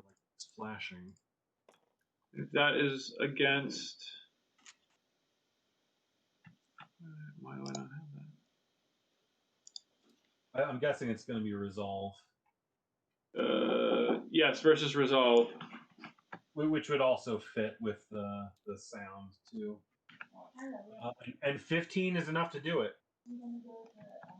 So it's a potent fear bane. They want to get as far away from the stun grenade as they can. Right. And everyone gets to hear the ear piercing. Yeah. Let's see. All right. And you do have more move if you want, but I'm guessing you're probably fine where you want. Yeah, I'm fine there. Okay. And Oliver Ramos.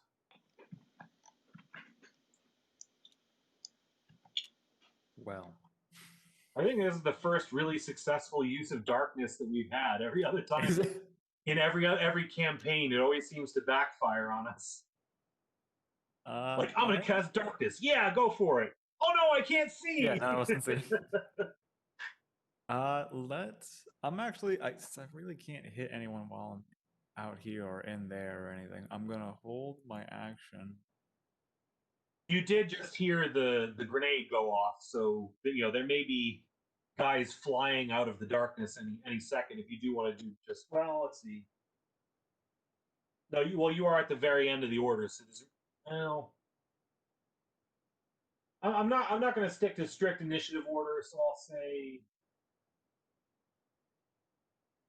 can you hold it? Now, there's got to be some kind of punishment for coming last on the initiative. So, in this case, it is the end of the melee order. So I'm just forever you punished. can't really hold. Let's see. Eddie's forever at 1. Yeah, I'm always last. He's trying to save up his good rolls for the fight itself.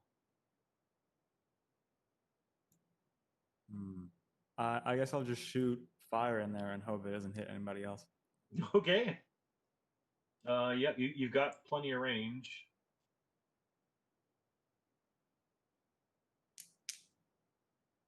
And 20 something, wherever this guy is, he is roughly where he should have been originally. 25.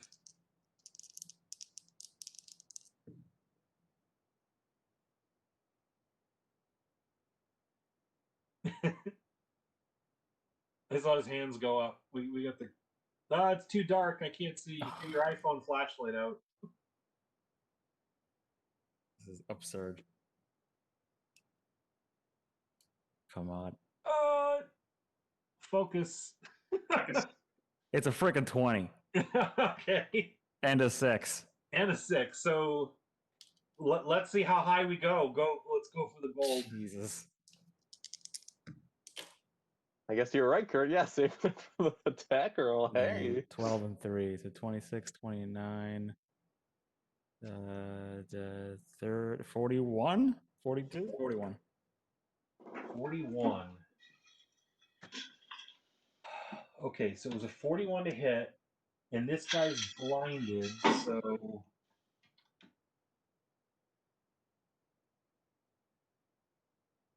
he can't see it coming, so his guard is reduced by 3. So it was really like you rolled a 44. Does my invisibility count for anything in this case? Actually, in this case, it doesn't do anything. But you hear this guy like scream, burning, as he just like keels over and falls to the floor, defeated. You're not sure if he's dead or not, but it didn't sound great when he was on his way out. Okay. As Oliver Ramos, the guy who is not the damage dealer, one-shots his first guy with an almost blind shot into the darkness. It doesn't even know. It's hilarious. I have no idea. And that's it. I'll just hope that I hit something. Like through your own inky black cloud of darkness, you see a dim light burn and then fade out into nothing as he collapses to the floor. That's amazing. And with that, we're back to the top of the order with with these fine gentlemen. Magic missile into the darkness. Number 28. Oh no, he's a feared. Oh, he's a get me away from this noise.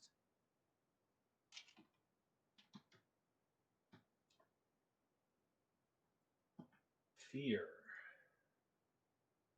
On its turn, the affected targets must use its entire turn to get as far away from, not you in this case, the thing. It cannot use its actions or do anything other than retreat, and it cannot willingly move closer to the affected area. So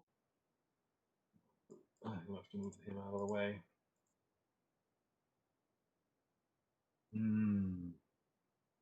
So many layers. He is facing forward, and the grenade did come. Well, it doesn't really matter. I'm going to say he goes running full force forward and slams into the metamorph. Give me a die. Give me a might check, Taylor.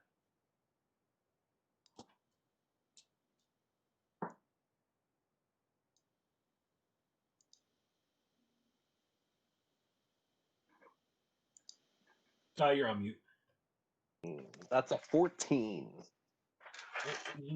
All right, so he does slam into you, but he's able to, stop himself or push off of you, and you don't take any damage. He doesn't take any damage. He basically like almost uses a wall to push off because he's kind of locked in, and he goes running full force in the other direction. I'm going to make an agility check for him. Lars, just give me a better die 20 just for flavor. Yeah, Lars, roll for planking.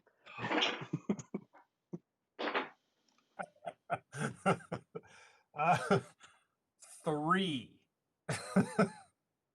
Okay. I was going to say that might determine like what angle he left at. I rolled a 3 and a 1. So he bounces off of this scary furry thing, turns around, and just like full force runs in the darkness, doesn't see your legs, trips over them.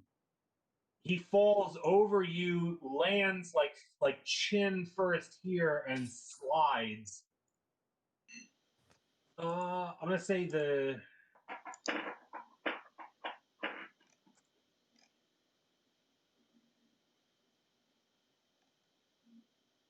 5, 10, 15, 20 falls, and then crawls. 25, 30. That's as far as he can go, and he's like reaching for the door. He's out of the darkness. The blinded drops. He ran as far away as he could from the screaming thing, so that goes off. He's outside of the effect now, but he is now prone, and he took damage, both physically and out of sheer embarrassment. His chin's also often all scuffed up. So he's taken another. Let's see. Yeah, that much. And he is also injured.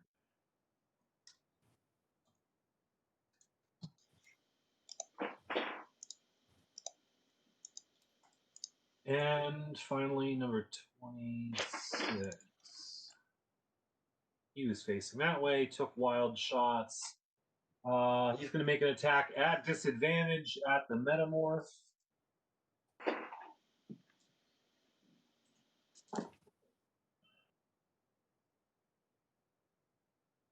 The invisible doesn't help. My guard is 18 right now. You take 3 points of damage as he just fires wildly into the general area you are, and given your size, you are the general area you're in. So a couple of the shots do connect. Metamorph takes 3 points. And number 27 is going to stand up from prone, stagger back, and take a shot at Shooting Star. Oh, and you are hasted and resistance to piercing. So what's your guard? 27. Oh, and he can't do a focus action either, so he's just gonna. I have a feeling we're gonna start fighting some guys who can hit really hard. Well, I did make these guys not anything super. I mean, they have decent mights and agilities and stuff, but they're not anything super bad. But that 1 in the die 20 is not going to save me. So he's like, the rifle is kind of a little bit too close, so he's almost kind of shooting from the hip. Takes shots and it just hits wild. It hits like the windows on the outside here. And we go to Shooting Star. 25 is down. All right. I'm going to take a whack at 27. Oh, no. That's only a 14. Ugh. Yeah, that misses. No, not by too much, but miss. All right. I'm going to take another whack at 27, this time at disadvantage. Oh, the 20 is a 20. That's lucky. Because I only have a total of 6 between the other two 8s. So I'll roll the additional 20. All right, so This is 27. 37 total. 37. That's 27. You're hitting with the sap. Yeah. Okay. Yeah. So he kind of pulls up the rifle, does kind of a shot from the hip. You come down over the top, just like right on the back of his neck, and he just folds like right down to the ground, just out. Sawn horse, Awesome. sawn horse shoes. On my brain's putty tonight. Let's see. And you do have a move if you want to. I'm going to move down one and crouch to Okay. try to avoid any stray shots. Okay. At least until the darkness goes away, because I can't tell anything else. Yeah, there have been several wild shots coming out of that dark cloud, so that's probably a proper precaution. And the metamorph. You are blinded also. Yep. I was looking to see if I could do a free action to turn to a bat and then see where he is, and then action back into a an ape. But you can only do it once. So I am going to move. Actually, he shot me, so I basically know where he is, kind of general area. So if you're blinded, normally you can't attack like at all. You'd have to see them. But if you're using a sense other than sight, you can, but at disadvantage 5. Yeah, I'll do that. I know generally where he's shooting me from. Now I'm going to say, because you're essentially right next to him and you have a reach that's actually even further, I'm going to say it's only disadvantage 2. You are swinging wild, but I mean, this is like swing. You close your eyes and there's like a 6-year-old kid in front of you, and you're just swinging wildly. Like, you have a little bit better of a chance of hitting him. So I mean, when he turns into this gorilla, it basically looks like a silverback gorilla, but it's actually like 20% larger than the biggest silverback gorilla you've ever seen. So it is like Kong in the movies. Like, I forget whatever the weight is. I think it's 600 pounds as a silverback, and Taylor can do like 800 pounds. So it is like even bigger for a gorilla. So this thing is an absolute brute of just, he's a big pile of muscle. 740 pounds. Yeah, yeah. All right, so disadvantage 2? Yes, and his guard is also going to be lower because of the blind sight, because he can't see you. I got a 6. I got a 6. I got a 3. 7 I got a 1. 3, 1, 4, 12, 16. 16. That's enough to do it. You see, you connect and you do some damage. That's not enough to throw a bane on there, but you do swing and feel the wonderful soft flesh of your target. Pound him against the wall. And then your minor action, you have to use this. Well, a minor action to sustain. You're invisible, shapeshift, you can keep up. And then is there anything else you want to do for any other move or minor or free actions?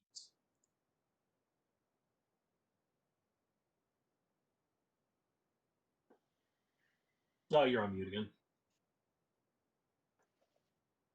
Yep, I see. Yeah, I'm just I'm gonna yell at his face and try and fear him, but I'm not actually doing an action. I'm just yelling at his face for fun. Yeah, just do a presence check as a. You're not going to be able to do a bane off of it, but it can affect story. You're doing the roar of a gorilla after his brutal attack. That's a 15.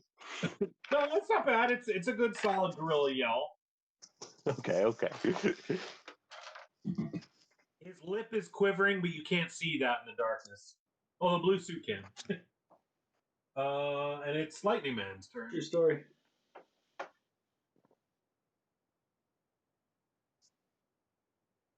Why are we still stuck with the darkness?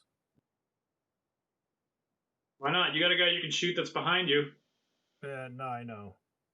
Well, you So- could use a minor action on your turn and yell kill the dark. Or... Well, I mean, I don't see the problem with it. I mean, you do what you want. We're in battle, but like, I can shoot this guy and I can shoot this guy, and you've got the other guy over there that's running away. Okay, so Kurt, I'm gonna stand up, and first, before I stand up, if I'm prone, I get a minus to make a ranged attack, right? Yeah, and any attack action is going to have disadvantage. And if he's prone, it makes it even worse, right? Yes. So I probably should stand up. All right. So I'm gonna stand up and I'm going to do a damaging attack against Sunday over there. And that's Oh, he's not feared anymore. He's just prone. Yeah, I'm thinking it's he gets it triggered when he's in the area, and he has to spend that entire turn to get as far away from that area as possible. But I don't think it would persist like the next round where he has to keep going, because it's like he's outside. He's far enough away from it. I guess technically I should really do it. He will stay away from it. And my point is, if it's because it's potent, he will not. He will do his best to stay as far from that as possible. Not saying he can't. Yeah, no. I was doing the translation because it's really sound, and like, I mean, Lars is standing right next to it, and he's not running away, but he did get it triggered. So technically, it is a bane, and I do have to. It's a free roll, but I do have to roll for his fear at the end of his turn. Oh wait, that's at disadvantage. No, nice. He still makes it, so he does essentially shake it off. Yeah, I guess it would be like it's still ringing in his ears, so he still wants to get away from it. How did he get prone? I'm curious. So Kurt, because he's prone, it's a disadvantage 2. Is that right? Disadvantage 1. Disadvantage 1. Okay. Yeah, prone targets have disadvantage 1. Thanks, Taylor. Thanks, Eric. Oh, sorry. No, it's disadvantage 1 on any attacks he makes. He just gets a +2 to guard, so ignore that disadvantage. If you want to re-roll those 2 dice or whatever you think is fair. My mistake. Yeah, I'll re-roll the. Almost everything in this game is advantage or disadvantage, but in this case, that is actually +2 versus. Okay, I'll just re-roll all the. Oh, and I messed that up on Eric, and actually probably the past ones too. If you're attacking a prone person, his guard is -2 to your attack. It's not that you have advantage, so we'll do that going forward. Okay, well that worked out really well for me. So his guard's only +2, so all that makes it matter. This is 28. So 39. Oh, that's a lot. -18. Well, +2. So you hail a rail of lightning that hits him, it's like it goes through him into the door. It's like arcing through him and the metal floor as he's just like jittering there. And he was probably down, a couple seconds into it, but it just keeps going until he finally slumps to a still and stops moving. All right, and then I can't really see Oliver Ramos, but I know he's planning to be in here, so I'm just yelling, "Let's get rid of this darkness and finish this." And it was part of the plan where he was going to teleport to, so you'd have a rough idea, and you could see the shimmering if you were looking. Yeah, Shimmer. And then I turn toward the darkness and just wait. Well, I mean that's the end of my turn. Okay. Like a good hero, you turn towards the darkness. That's right. Lightning Man. Blue suit. Blue suit's in the bathroom or something. Well, throw Oliver Ramos in there. What do you want to go with? Well, let's shut off that darkness. Okay. Oh, yeah. And now blue suit is blinded as the light is overcompensated. Ah! That wasn't the plan. And now that I can see, not that it matters because I'm invisible. And actually, no one will be affected by this, so I'll take that out too. Let's just shoot another fireball at a. Oh, the darkness is going. Yeah. Yeah, it's actually your turn, but we're just having Eddie do his turn since you were away. 26. I think you have a hard time hitting him because the blue suit is actually standing up on the counter, and Blitzman is standing up, and he's standing behind the counter. I was going to shoot him, but I know Eddie's going. I guess because that's what I get for going to the bathroom. Sorry. I'll poof as close as I can to him. How about that? Let's see. I was hoping to get the. I would say either standing on the table or standing in this spot. Either of these two spots, you could hit him. I'll stand on the table then, yeah. All right. And then I'll actually just, hopefully, he isn't a magically resistant character. I'm going to go ahead and incapacitate him. Okay. Oh, yeah, the blinded.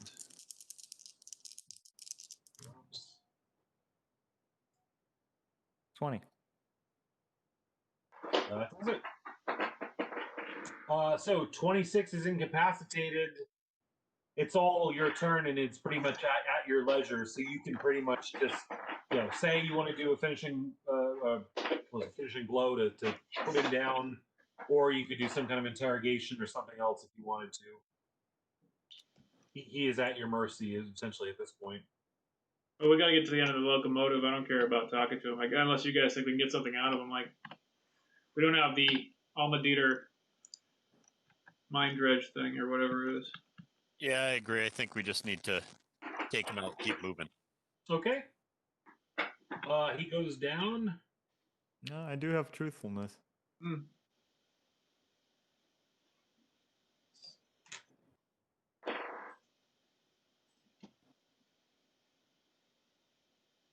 Didn't even know that was a spell, Thing? Yeah. invocation. It does. Let's see. Duration. It lasts 10 minutes. Yeah, that's odd. It has a duration. It doesn't give a. Well, I guess it doesn't have any kind of casting time. It's just an immediate effect. Well, I mean, we're essentially out of combat, so I can play in the story. If you do want to do, you essentially like pin him down. While he's unconscious, you pin him down. He wakes up. You do truthfulness. Yeah, you aren't really able to get any other information other than just confirming everything else that's been said so far. Well, actually, no, it is new news. So, during one of the attacks, someone was able to make forward and relay ahead that there was some sort of team, police or otherwise, moving through the cars. So it seems like everyone in the train knows that you're coming. Okay. And actually, everyone just roll a bear die 20 for story. Oh, sure, Kurt. Oh, sure. This is one where you all roll and see if one of you. Fantastic. So we got a 4, 6. 6, 1. 1. 7. Oh. So, all going low. 12. Okay. And Lars? Did you lose it? Yeah, I already said it 6. Okay, I didn't hear. So 6. Okay, so nothing much. Nothing else, much else. Get your ball. Get your ball. Get your ball. Let's see.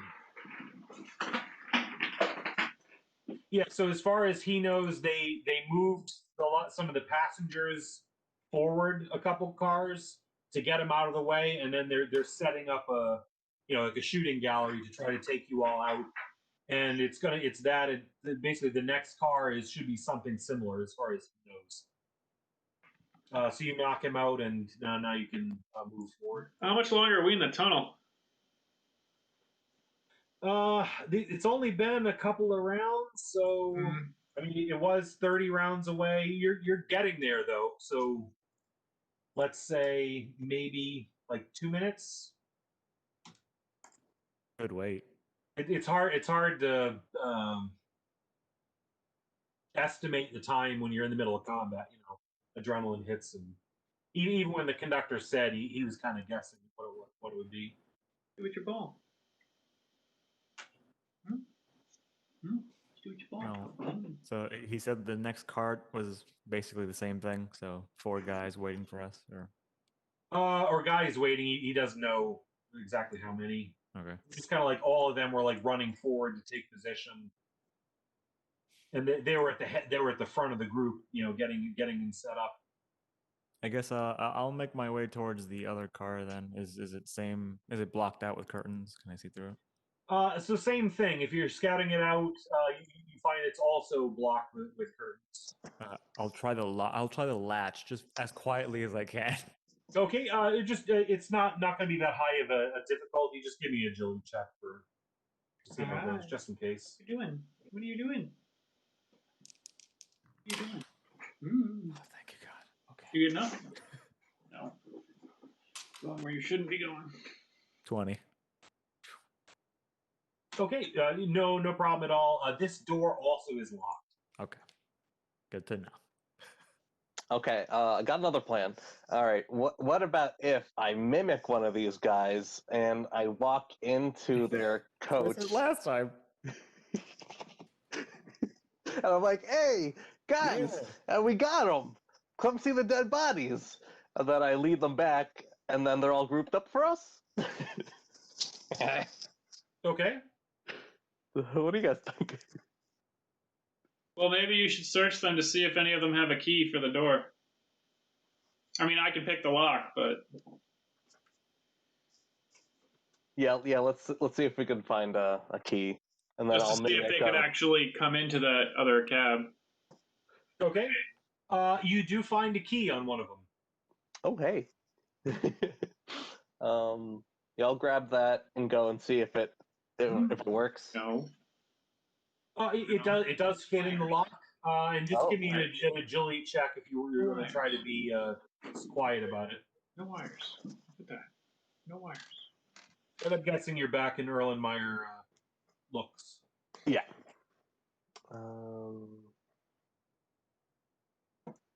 Agility, yes. 10.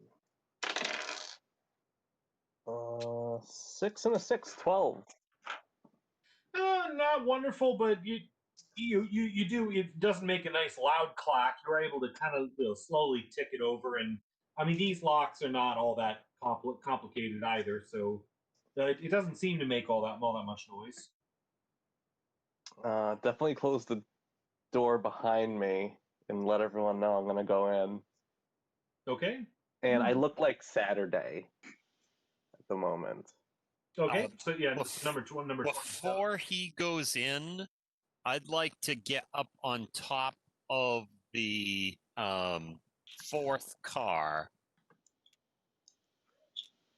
and just wait up there, laying on the roof, so that if he brings them in, I can potentially come down in behind them.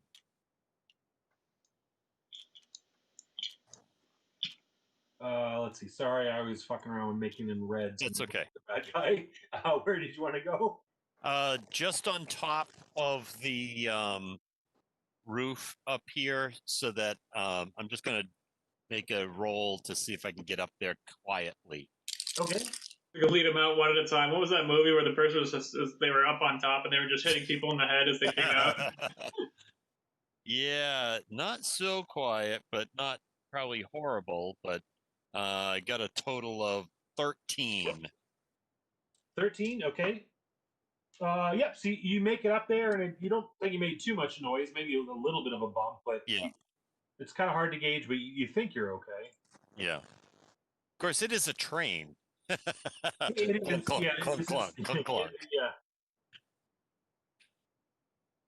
Yeah. And everybody else, where are you going? And I have my pistol out, not my sap at this point. And did you want to move the bodies anywhere?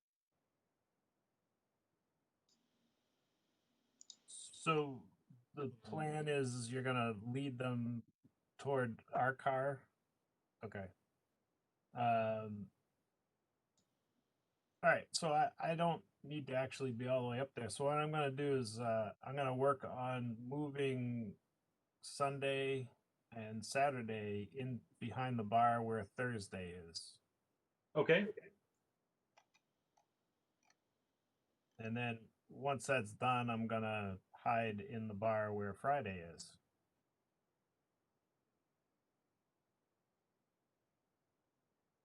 And anywhere you want to be arranged, or where you want to put him? Closer to the right.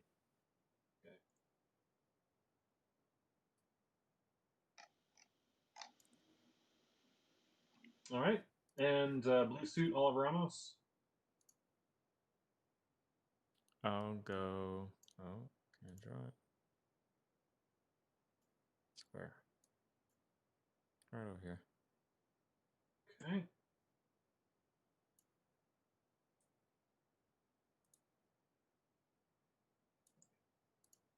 And blue suit. I'll be up on the other side, over right across from Oliver, like on the top of the car. Yeah, there. Okay. All right, you're all in position. I guess for Weinler, I'm guessing you got your invisible and shapeshift both off. Yeah, I was about to say. I'll just throw that as well. Actually, no. Actually, technically, you have shapeshift on because you're mimicking the guy. And you have the mimic feat, so that's the one where you can look exactly like a person that you've actually studied. Mm-hmm. So you open the door and step through. We'll put you at least to here. And yeah, I'm walking in kind of like hurried with my gun, and then I kind of look around to see who's there. So I'll just make a perception check. That's a 6. Not great. So you don't notice the two. And sorry, I guess you were here in the last one. A WC is the bathroom, so water closet or Wasserklo and the German. You don't notice the occupied sign if there's actually anyone in the bathroom or not, but you do see these two standing here. And again, the second class car, it's kind of like an airplane. So you got a hallway in the middle and then like two seats. And they're both in these seated positions, but standing. The same thing with their guns out. So you step through. They don't shoot because they recognize you as their buddy. But you have to make a deception check. And you could say essentially what you're trying to tell them. It's more of a hey guys, we got them. I need a little bit of help because we got them like tied up, kind of thing. You need help throwing the bodies off the train or something. Something along those lines. Ooh, okay. Exploded. 8 into a 6, 14 plus 15, 29. You do it. You convince them, so they'll pretty much go wherever you want. So yeah, you basically say like, yeah, we got him beat. We need some help throwing him off the train. So they're gonna come in line behind you. Let's say staggered out. Oh, no, it's only 5 feet. They're really gonna be walking right next to you. Yeah, I'm in like a rush. So yeah, I turn around and I start jogging. And I mean, so everyone can say what they want to. In theory, Eric could act on 29 if he wanted to. But I'm guessing you're gonna wait at least to hear, if not to hear, assuming these. Yeah, no, I was gonna wait until 30 was just about to shut the door, and then I was gonna plug him. So until the 30 was like closing the door to the passenger coach. Closing the door to the dining car just as he steps in. Oh, okay. You would car. like hop Right. down and attack. Right. I was just gonna take one shot. Okay. I'm just gonna do a perception check on 29 so when they first come in. Yep. Actually, the blind sight really isn't there anymore. Mm.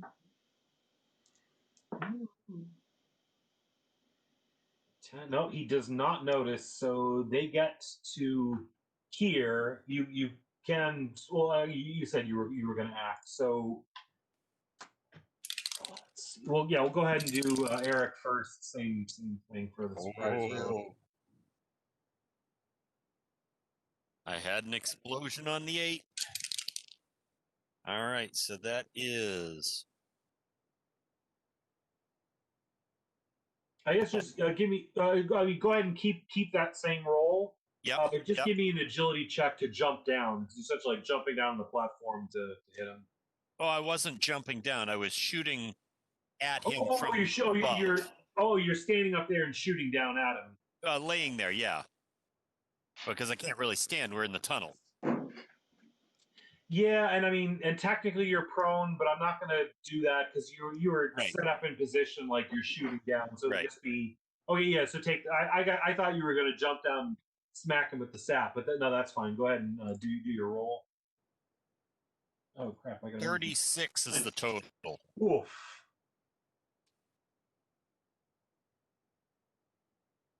These guys are Bush League. Some Bush League psychout shit, man.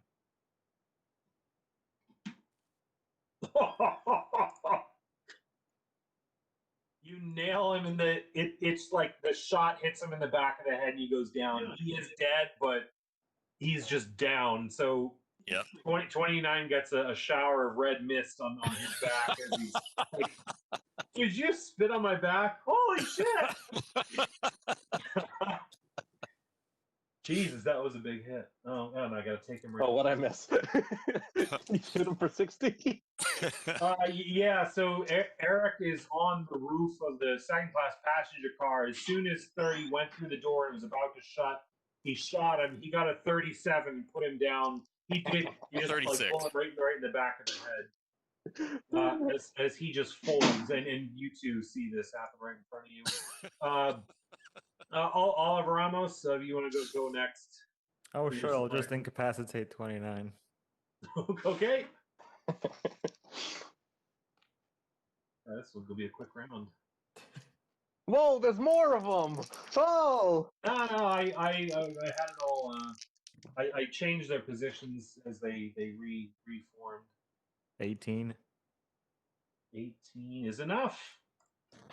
So yeah, 29 is pretty much incapacitated. You could repeat the same thing as last time. You want to shoot him in the head? Looking at me.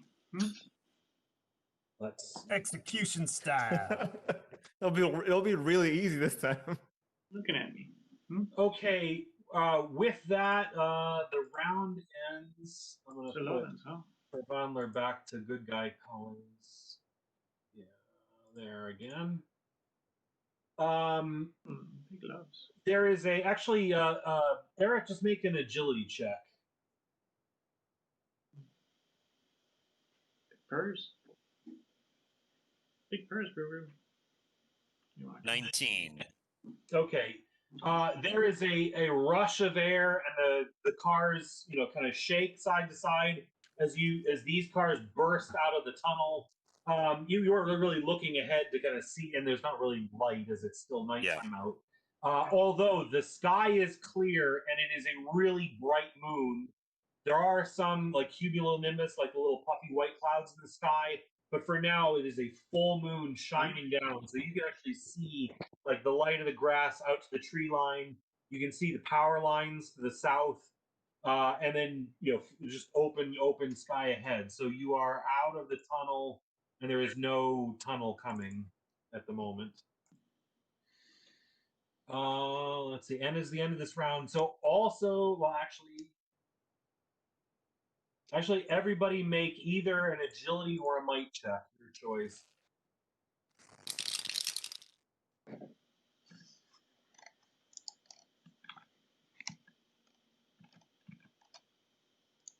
$22. Okay. 18. 13. 10. 26.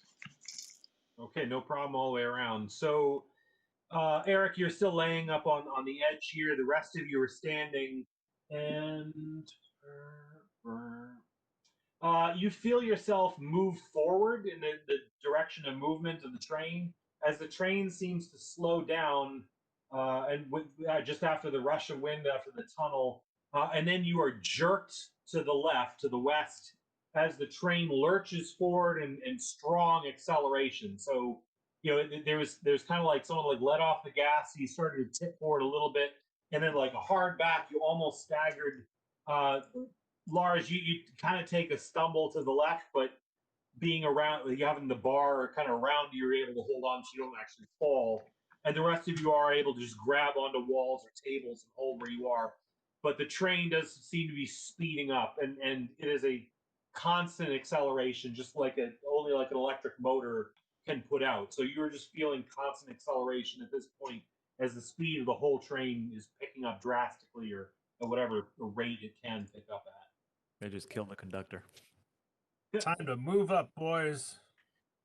So if you move up to the other end of this car, you also find the window blacked out and locked. You have the key, you're able to open it. The next car, you are able to see inside, and it is not locked. And you actually see the conductor on the other side waving you over to the door. We need to check the bathrooms before we pass this car number. Okay. You do check the bathrooms, and there's nobody in it. But that was a good call. It totally could have been the one last dude just cowering in fear with his shotgun, and as you all go running up to the front, comes up and blows one of you in the back of the head. So the conductors kind of fill you in on what has been happening. Obviously, the guys had their guns out. There was a call that came across the not radios, but the wired phones, saying that there was some group of cops or troublemakers or something moving away from the back of the car. And as much as they're the same thing, kind of holding them hostage, when it comes to just a straight fight, it's easier just if they were all out of the way and they can just fire full force and not have to worry about it. But in both cases, you pretty much ended up surprising them, and they didn't get to shoot off their full round. So they pretty much took everyone from the last few cars and just filled up the first class car with the servers from this dining car, and then the conductor, keeping them all in place. The conductor said they basically told them, if you all just stay in the car, then no one will hurt you. But you peek one bit out one of these windows or one of these doors, and someone will probably blow your head off. You can make so you ever make a perception check just for your gut feeling from talking to him. And again, technically, I usually roll these, but I just don't want to look up all of your stats. Total 20. 19. 22. Okay, all really good rolls. You do get the sense that the guy is telling the truth. He is dressed like a conductor. You may even have recognized him from the previous workarounds or trips. And what you believe what he's saying appears to be the truth. So it appears that all the cars back here are secure. There's no one else in them, or everyone else has been defeated. And now you're all stacked up, and you've just got the sleeping car and the locomotive, and you are now outside of the tunnel.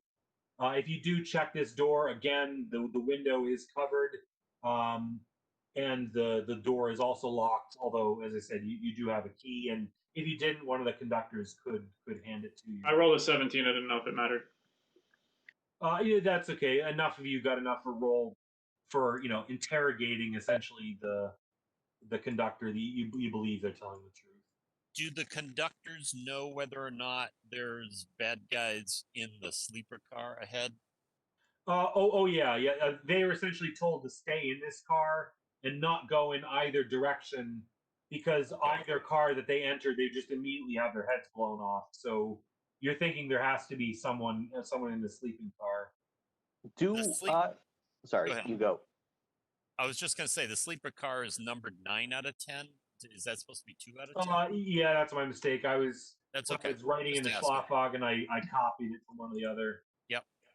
That's all for me. Yeah, no worries. Let me see. Am I forgetting anything back here? No, that's all. Taylor, you were going to say something? Yes. So we saw that little girl shapeshift at one point. Is that a thing? No, she appeared to be the little girl. You opened the case, you pulled out the doll that was making the cry, the yelling sounds and the pounding sounds. You heard, movement behind you, and she just like fell over backwards, except instead of your body hitting the floor, on the floor behind her, which was her shadow, was this just inky black, almost somewhat like the darkness field, and she just fell through the floor and was gone.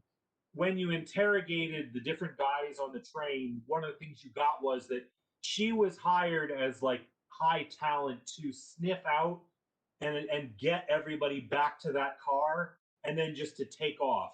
Like what she was paid for did not include combat or giving up her life to die on the train. It was kind of like, dudes, you pay me ahead, I will sweep the car and then I'm out. Like I'm off the train. So you think it was some sort of teleport to get off the train. And you did get that, and it was confirmed when you interrogated one of the other terrorists as well. So you think she is out of play as far as the rest of the train goes. There's probably like a car or someone waiting for her on the side of the tracks to pick her up. I do think we probably should try the both ends of the car thing again. Maybe unlock the end of the train of car number 2 and then go towards the front of the train with the key, and not try to do the locomotive right away, but do sleeper car first and then hit locomotive. What do you guys think? The conductor also said he isn't able to estimate the number of guys left, but it's at least a half a dozen. Get the key from the conductor, so we have a key at the front and a key at the back. Good idea. Good idea. Okay, so you have 2 keys to work with. Taylor, Maybe do you want to like time like an entrance or something like that? Yeah. Yeah, Taylor, you and I can go to the front again. And Yeah. Yeah, do we I'm want to down for do the that. same thing? similar type of thing, yeah. Oh, that's what I was going to check for you. So you do remember because this is actually the sleeping car where you have rooms. Mm-hmm. It is essentially a similar layout. Actually, let me double check. Because some of them are flipped, Yep. like you see the passenger car and the sleeper car. You had been in there, so the hallway is at the top. Yeah, so it is shaped just like this. So you guys are like stacked up here. You're gonna have this hallway on the right. You've got 2 bathrooms and then 6 passenger cars. Each of them do have a door, but unlike the passenger cars, the doors and the window, there are no windows in the door. It usually has a shade pulled over it. But this is essentially what you'd be expecting. I'll even make a copy of this as a reference before you go in and cite it out.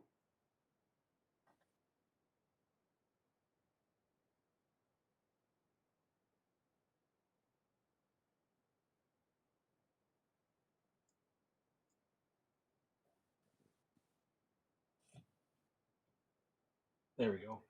All right, I'm thinking I kind of do the same thing where I go in the invisible monkey, look around, and go this way, see if I can see anyone inside those compartments, and then let everyone know probably exactly where everyone is.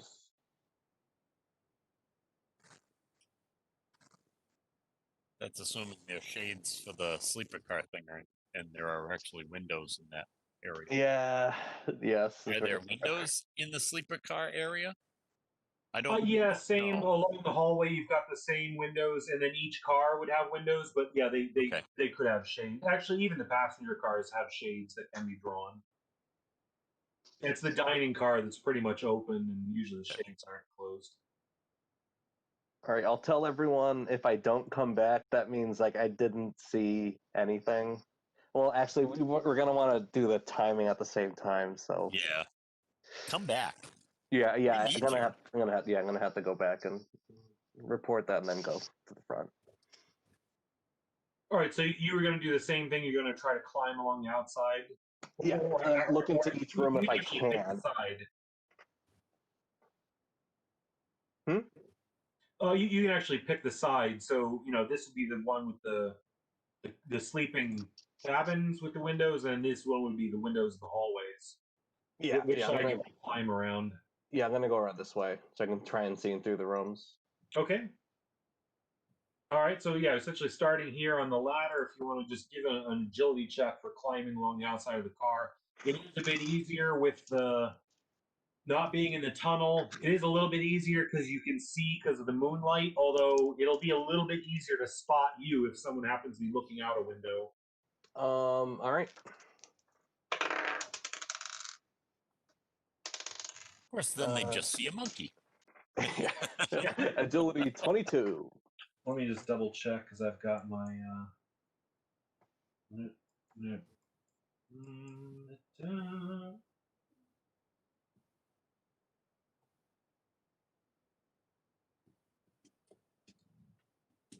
okay.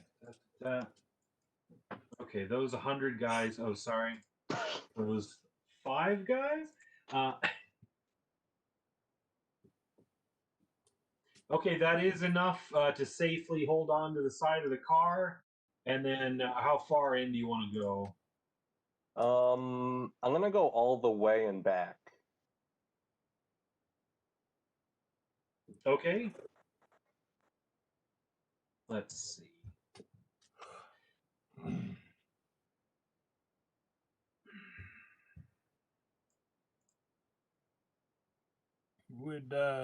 Would Oliver Ramos be able to do the whole mind meld thing with you so that you could talk back to him? Good. That way you wouldn't have to come back. You could just tell him telepathically. Oh, that would work. Yeah. Kurt, I want to go along the top of the train to the other side with Metamorph and Shooting star. Shooting Star. Yes. Actually, if we're all close by, I can do a relay between up to 5. How Or close up to is 5 close? other.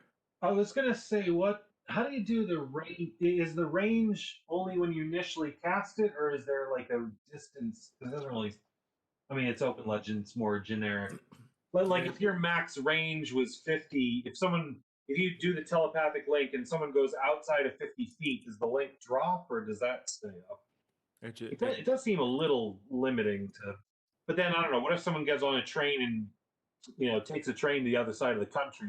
When does the telepathy drop? It doesn't give, well, yeah, it doesn't give a range here. I would assume. I would think that limiting it to the range of 50 would be too hindering because I'm just imagining story wise, you put telepathy on someone and you sit in the cafe outside, the other person goes across the street into the place and you want to keep that link with them. That's going to be well more. So let's just say the range is only to establish it, and outside of that, there's basically no range. Okay. I mean, one of the tech examples they give is like quantum vibration of quantum strings, like quantum entanglement. In that case, you can be on the other side of the universe and you can still talk to them. So, and then how does it work with parallel 6? You can create a mental relay between yourself and up to 5 creatures, allowing each of them to communicate with the rest of the group simultaneously. So, yeah. Sweet. Well, I guess I just make a roll for that, or if you want to take the time to. Yeah, I mean, Lars, why don't we wait to get on the roof until we hear back from Eddie's character? That way we know what we're getting into and whether we. You You mean know what I mean? You mean Tyler's character, That's what I meant. Yes, that's what I meant. Metamorph? Yeah, Correct. that makes sense. Well, so we should do the telepathy first, and then Metamorph can go scout ahead. Yep. And then if that works out, we can go across. Yep.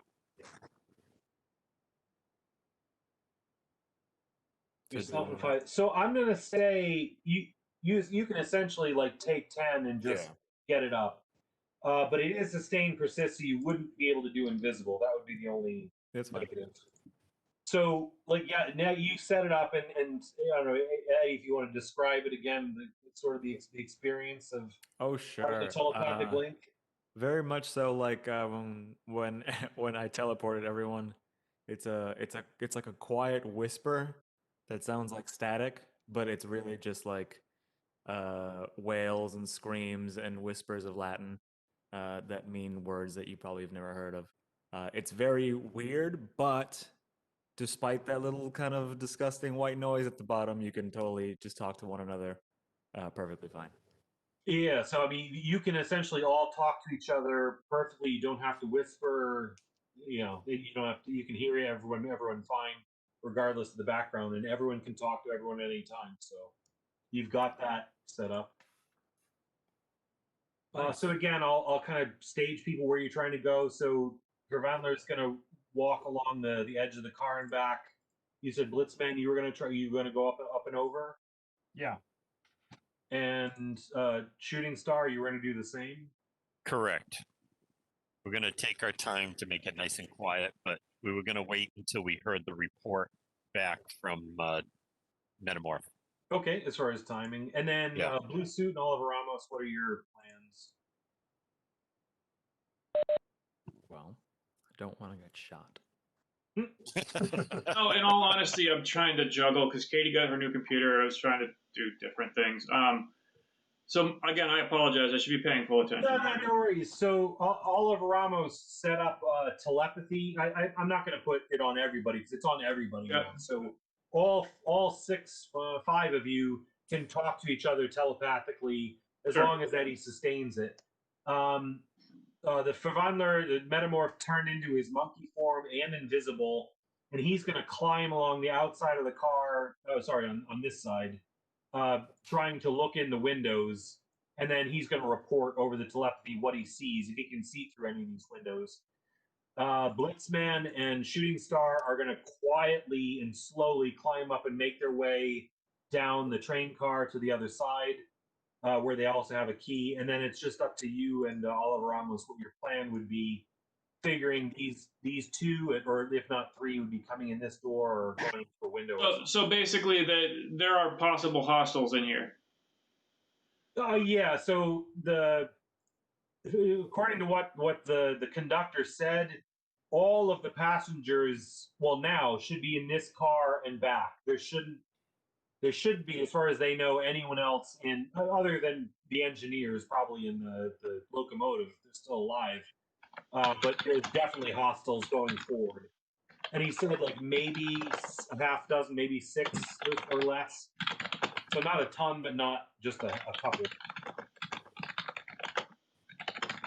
Okay.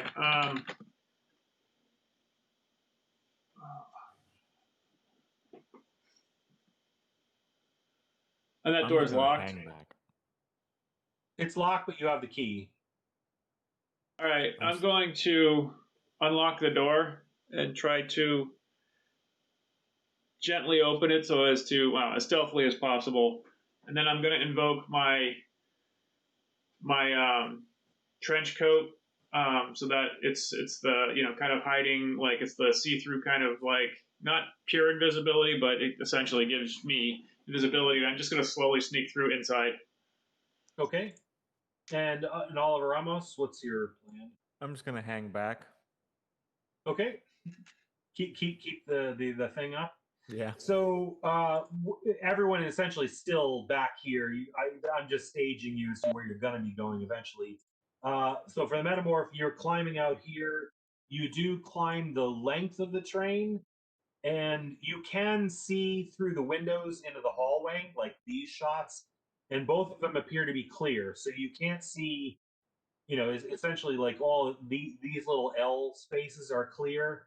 The bathrooms just have frosted glass, but you can't see any movement in there as far as you can tell.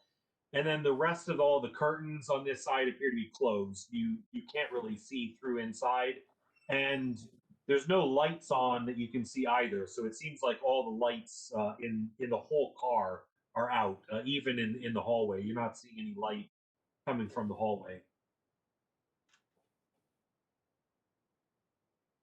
And you can end up on either end wherever you want to stop your climbing, or you can wait at one and try to come through a window if you want to. If you want to just pick where you want to be. And you're on mute again. I was like, damn it, Kurt, I said I'll go to the right. So you want to be on this side of the car, or do you want to be somewhere on the side? I'll go on that side of the car over here, or Okay. just on the side. Yeah, or hang off if someone else is trying to get in position. Mhm. All right, so you essentially climb along the right side of the car, and with your agility check, you do make it safely the other side. Your monkey abilities. For Blitzman and Shooting Star, who wants to go first? I don't care. You want to go first? Yeah, I'll go first. So my plan here is to use teleport and basically multi-teleport across. Okay. In an effort to be quiet. Right. So, I mean, essentially like 5, 10, 15, 20, 25, 30. 5, 10, 15, 20, 25, 30. And it'll save your third one if you want to take it. And I'm just staging up because you're not really like moving the other side and then waiting. He's coming. He's kind of coming right with you. And then Eric, I'm going to make my agility roll and just try to quietly move along. I'll just do a single move of, what's that, 55? Yeah. Give me one agility check just for the ladder and getting on top. It's a much lower DC. Yeah, 25 was the total on that. Yeah, no problem. So you're essentially safely up on top of the car, and then just give me another one for your movement and your violence and whatnot. All right, that one was 18. Okay. So you make it up, and same thing. 5, 10, 15, 20, 30. Well, what's your normal 55. movement? 55? Hasted, it's 55. Yeah. So I'm going to say you're essentially starting from the top. Normal movement is 35, but 15, 20, 25, 30, 45, 50, 55. Yeah, so you pretty much here. Yep. So, Kurt, I was going to go right to the top of the ladder. Okay. Let's see. That was one of his moves. This is one of your moves. 5, 10. Yeah, so you do make it to here, and I'm going to wait another round. So I'm just doing a single full move each round. Okay. Not double moves. So that I'm being as quiet as I can. Yeah. 1 second. Mm-hmm.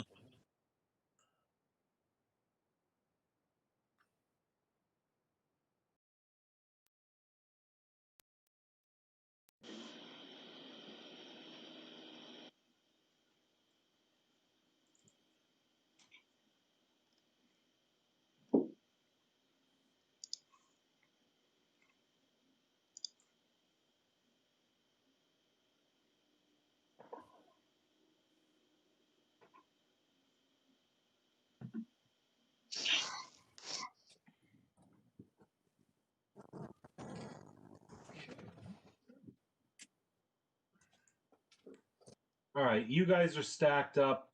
Verwandler's run around to that door. You guys went up over the top. You teleported there.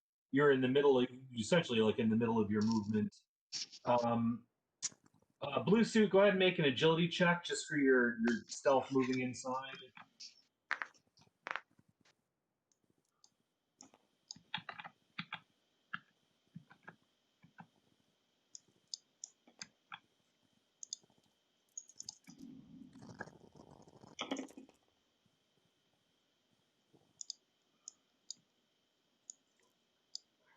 I'm going to use a legendary point. Roll a 15. There's the 6. That gets to explode. That was a good use of a legendary point. And you're on mute. I don't know if you rolled already. Shit. That mute doesn't turn on. That. All right. I used a legendary point to get an extra die and I ended up rolling a 6 with that extra die, which was great. So 21 was my total. Okay. So you were able to essentially unlock the door, make it inside. You have your thing where you're hard to see, and you peer around the corner, and you're able to make out two guys. So one is standing in the hallway with a pistol aiming down this hallway here, and this guy has this one door open, and he's kind of peeking out the same thing with a pistol aiming down this hallway, and they do not seem to notice you. Eric, you are on the top of the train moving this way, and Lars is on the top here. The two of you both roll just a plain 1 die 20. Natural 1. 10. 10. All right. All right. See a shooting star. Yeah.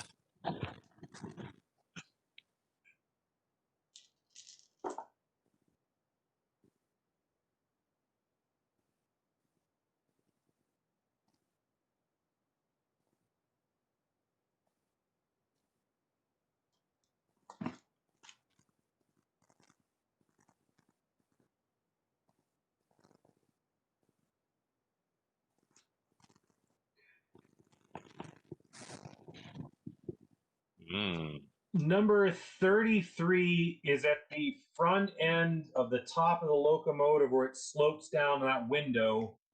So he's like in that little thing, where the train drops off. And on the top of the train is a sniper rifle set up with a bipod. You both just missed your perception checks to notice him as you were quietly moving up the train. And Blitzman, as you appear here, he makes a surprise attack and hits you. First, you take 6 points of lethal damage. So this is damage that you cannot heal until you get like actual proper medical treatment. Like the thing where you're not doing anything for a day but getting healed up. You also get the Bane force move. So you are knocked off of the top of the train and are falling down by the ladder. And just make an agility check to try to catch yourself. And Metamorph, you can also use a defend action to try to catch him as he's falling. Yeah. 15, okay. And Taylor, just let me know if whatever you want to do. Yeah, I'm gonna help him out. I'm gonna use my defend action.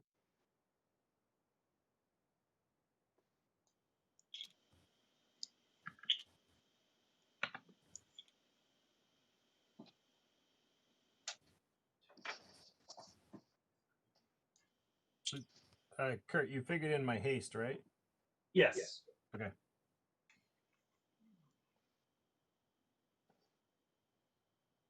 Sorry, this is Wednesday.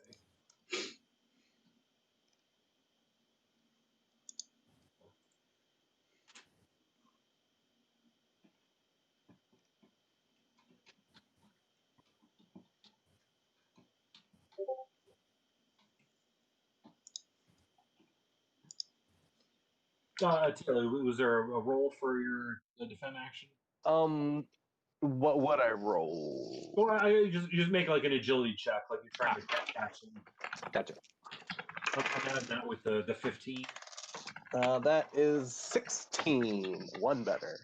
Okay, so between the two of you, Blitzman is able to like kind of grab one of the rungs, kind of wincing in pain with his other arm, and you're able to kind of like grab him by the back of the collar and hold him up just enough that he's able to get purchase on the ladder. So Blitzman, you're now at essentially the same level as Verwandler. Hang on to the ladder, and he's just to your left, and you're out of the line of sight of 33. And now we roll initiative to put everyone into initiative order. And 33 will have a different initiative. 13. Oh, sorry, what was that? 13. 13.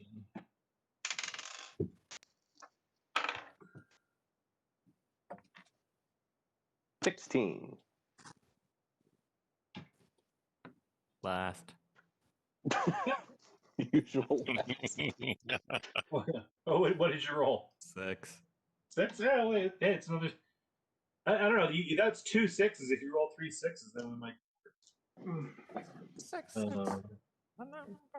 40 even. 40 Wow. even. Blue suit. I'm sorry, Anish, one sec. Yeah. Again, I apologize. I'm off this week and I got more shit to do than I don't. 16. 16. All right, let me just throw everyone this. Oh, actually, blue suit and metamorph roll off. Just a straight die 20 or? No, your normal initiative roll. And actually, shooting star roll off with Monday and Tuesday. Not that it matters because they're kind of below you.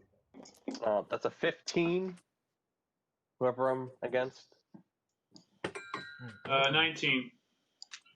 Okay, so blue suit will go first. Okay. Not that it matters. And you're on mute, Eric. My roll off was a 30.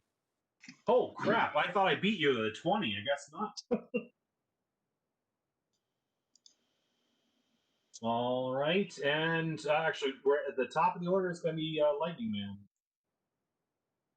We go a little bit wider here so we can. I am cursing a lot. And we all hear that. Yes, yes.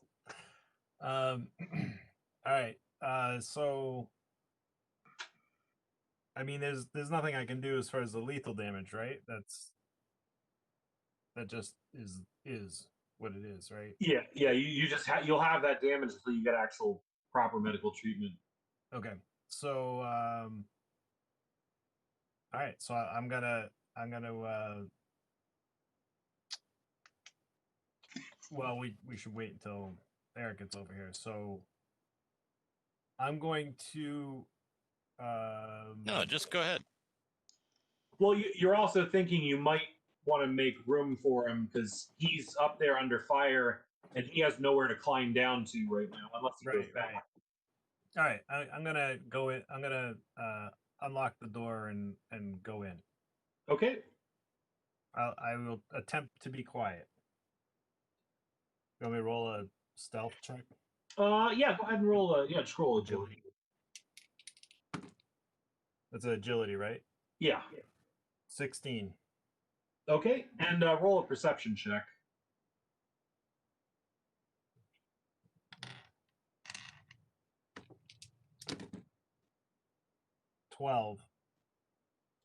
So you are able to get inside, like open the door, unlock it, open the door, close the door, and where you're not seen, but peering around the edge, you see 32, and he is facing west towards the back of the car. You don't notice 31 because he's crouching down. You don't see past 32's leg.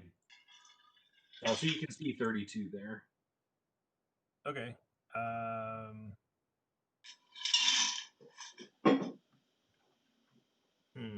Release your anger. Unlimited fucking power! Man, he can't shut those things off, can he? So you said I can see 31 also? No, you cannot see I cannot. 31. Okay. All right. So I just see 32. Yeah. All right. I'm going to attack 32, and I'm going to attempt to blind him. Okay, so you're going to invoke the blinded bane, or is it Blinding that just Bane. okay? Blinding Bane.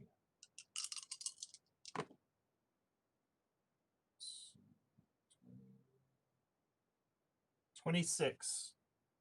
That's enough. Do.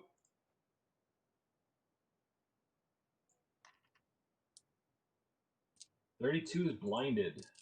And then I'm going to use my hasted action to fry that motherfucker. Ooh. Okay. Ooh. Salty. Yeah. Not salty enough. Well, his guard is lower because of the blinded. Is it 9? Yeah.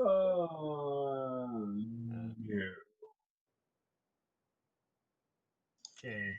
Yeah, the defense guard by 3. Okay, so that's move, attack, and Kurt, then I'm gonna move south 1 square to clear the doorway. okay. They And, can move through you, but yeah, I get you. Yeah. All right, and that's a blue suit.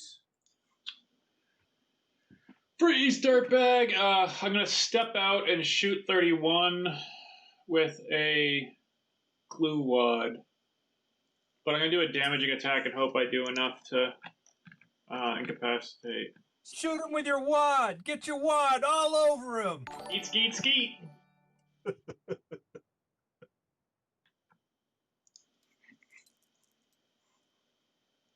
Stooge that mofo.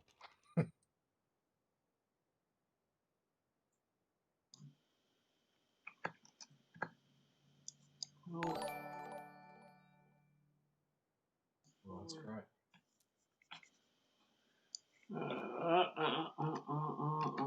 5, 12, 17. Sorry, my math sucks. 17. 17 is enough. You hit him for damage. Okay, so 31. he doesn't get glued, but Yeah. and then I will. I guess I'll just charge down towards him and just stand like in this one here. I guess. Okay.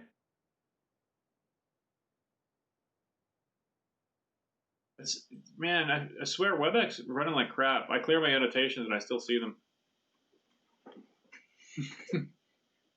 Well, I saw it blank away. Yeah, so it must be you're still seeing your own. Yeah, Yeah, it's you can just- still see it. You have to hit S to annotate off and on. I'm not. It doesn't bother me to even do that right now. It was like, okay, yeah, whatever. Like, Let's see, blue suit and metamorph. I was about to say all that the glue and everything reminded me of the Clue glue from South Park. I don't know if you guys remember that. I was going to put that in the link. I don't remember that one. All right. I know about the sniper, right? Yes. Because we could talk to each other. I'm gonna head up there. Okay. And I mean, from your climbing too, the side of the locomotive is a lot easier to climb along. Like it actually has like little railings and stuff for people to get out here to do work even when it's moving. So the DC for climbing along the sides is a lot lower, or you can also still climb up along the top if you wanted to. I'm gonna go top and try to block a shot going to the other person. Sorry. Shooting star. Shooting star, yeah. Now you are invisible. Like I don't know if you're trying to get him to shoot at you or just physically stand in between the two of them, and the shot may hit you. Yeah, I was gonna physically stand in between them. Still invisible. Yes. Okay. So just give me an agility check for getting up onto the top of the car. Agility's 5, so that's 2d8. 10 plus a 5, 15. Okay. It's not as difficult here, so you are able to get up to here. So you pretty much only used 5, 10, 15 movement. And then so you still have your rest of your move, your major action, or freeze. I am going to move up. Well, let's go 10 to the right, 1 up. I think that's the rest of my movement, and then I'm going to shapeshift into the big gorilla. You can move one more square. Okay, perfect. Yeah, I'll go one more and shapeshift into the big gorilla. Okay.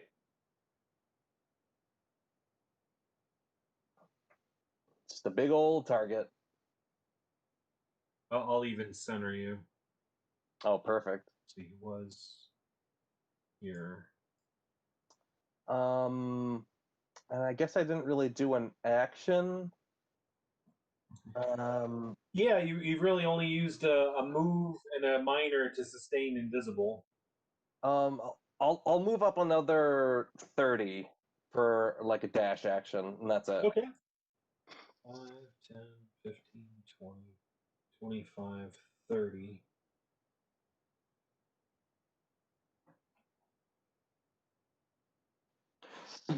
Actually, only 2 more, and you're within reach. That's me. Okay, Metamorph and Shooting Star. All right. Seeing people shooting out here, I am not holding back. I'm getting right down. So Okay. I'm going to move right away, not trying to make it quiet, and kind of almost jumping to the ladder. So I'll make my agility, and that's 26 to get down and in. And you said with haste your move's a 55? Correct. Right, and that's, yeah, you make it right to there with 55. Okay. So I'm going to...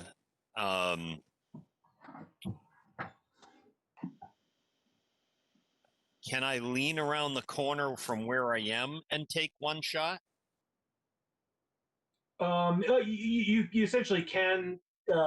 Essentially, the way the game I'd works. stay leaning, but yeah. Yeah, no. Essentially, the way the game works, there really is no cover per se. Like, no, I wasn't looking for cover.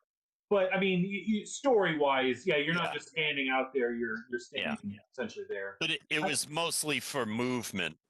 That was my question. Yeah, you can essentially lean and take your shot. All right. Okay. That was a total of a 20. This is at number 32. 32, and did you want me to make a perception check?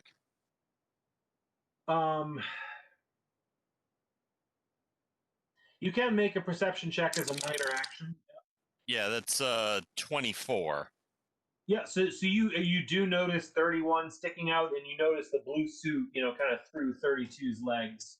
Yeah, I was just shooting at 32, but well, yeah. You're just saying for your perception roll what you see, right? And sorry, what was your total against 32? Total of a 20. 20, not a 19 again. It was close. So you definitely hit 32. His guard is even lower because he's blinded. Right. So 32 takes damage. All right. And now I'm going to make my second hasted attack at disadvantage 3. Whoa! Came right out of the thing. All right. So that is 21. 1 minus 6 plus 3.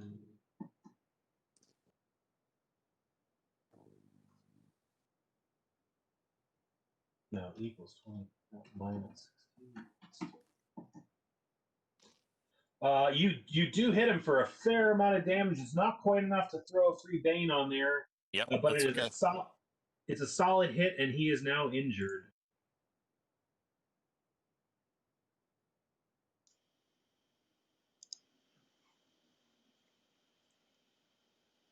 And Shooting Star, it is 31's turn as he takes a shot at the blue suit. Is he incapacitated? Nope. Nope. No. Okay. I tried to do a damaging attack that would be baneful, but I didn't get high enough. 31 takes a shot and misses. 32. He's blinded, but he heard the shots, so he spins around and just shoots down the hallway, feeling the walls and doing a rough aim, so he's attacking at disadvantage. 5. No, I'm going to say he has the hallway, so I'm going to call it 3. 4. Dice. And that's going to be also a miss. So he's firing blindly, just hitting walls and the side, the mirrors, the windows. And it is Oliver Ramos. The sniper rolled garbage. And the sniper is on a different initiative than these two chaps. Mm-hmm. I guess we don't need the telepathy anymore, right? Unless I can think of a reason to keep it going. You are spread all over. I mean, there is telepathy, so you actually did hear, Lightning Man kind of getting shot, people yelling sniper up on the locomotive. Taylor was probably saying, "I got this guy," and is charging ahead. So your team is spread all over 3 cars technically. So I'll stand. Yeah, I don't want to round the corner, so hopefully Blue Suit can duck.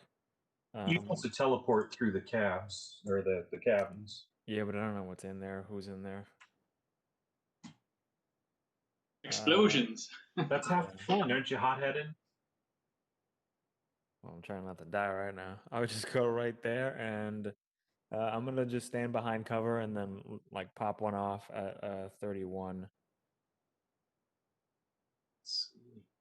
Actually, For where the blue suit is, you don't really have a shot on. Well, actually, it'd be too hard to hit these guys without hitting him from afar. I mean, unless the blue suit wants to favor one side or the other. Or, To be honest with you, I didn't state that, but Yeah. So you don't really have a shot on these guys from where you are.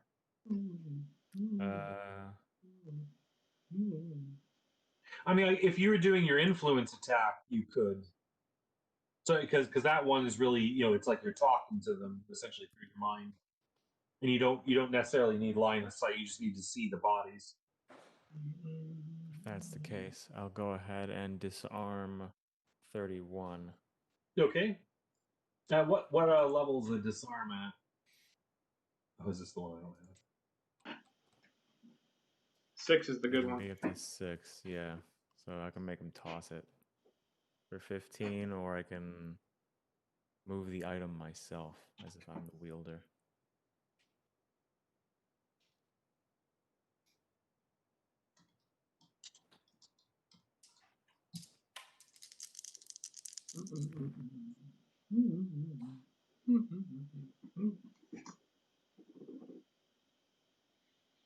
$19.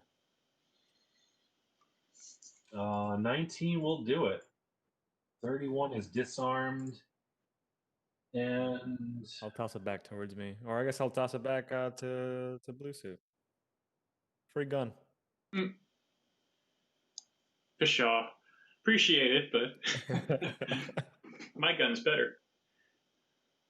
yeah, so you can pick a spot anywhere within 15 feet of him, since you're not taking control of it. Okay, yeah, so 15. So it's essentially.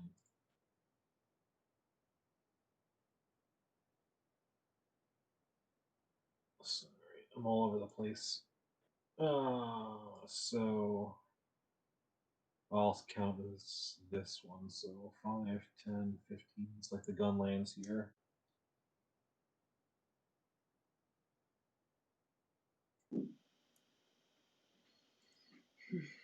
So yeah, you did a move, major, and any other actions? No. Well, I'm assuming a minor to sustain telepathy. Yeah, or... that's it. Okay. And 33 is the sniper as he.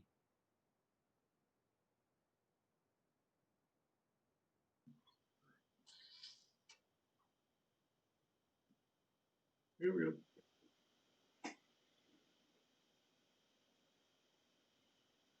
He actually cannot shoot Taylor with his rifle because he's too close. Mm. The sniper rifle has the farthest range, but it has a minimum range of 50. So he's going to pull out his pistol and shoot at this shimmering, massive form coming at him.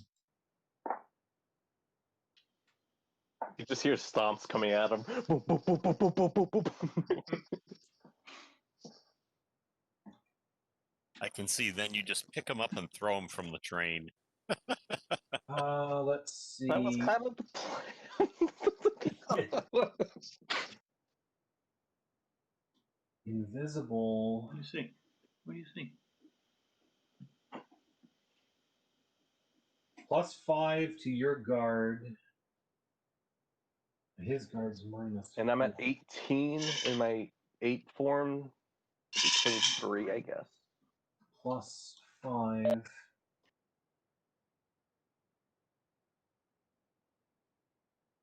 Okay. So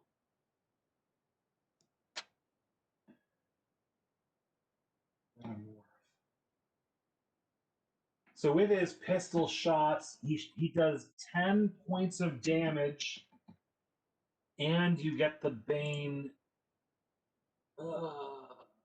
the persistent damage as you are bleeding. This is that hurts. He's getting thrown. I was trying to decide whether I want to like keep him alive or not. No, he's getting thrown. And he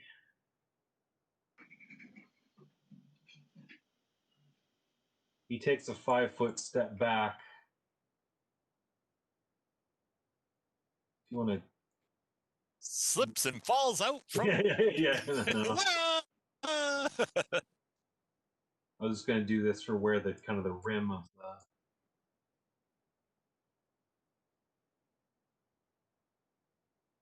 Right there. That's kind of like the down slope. Okay, that was 33, and then we go back to Lightning Man.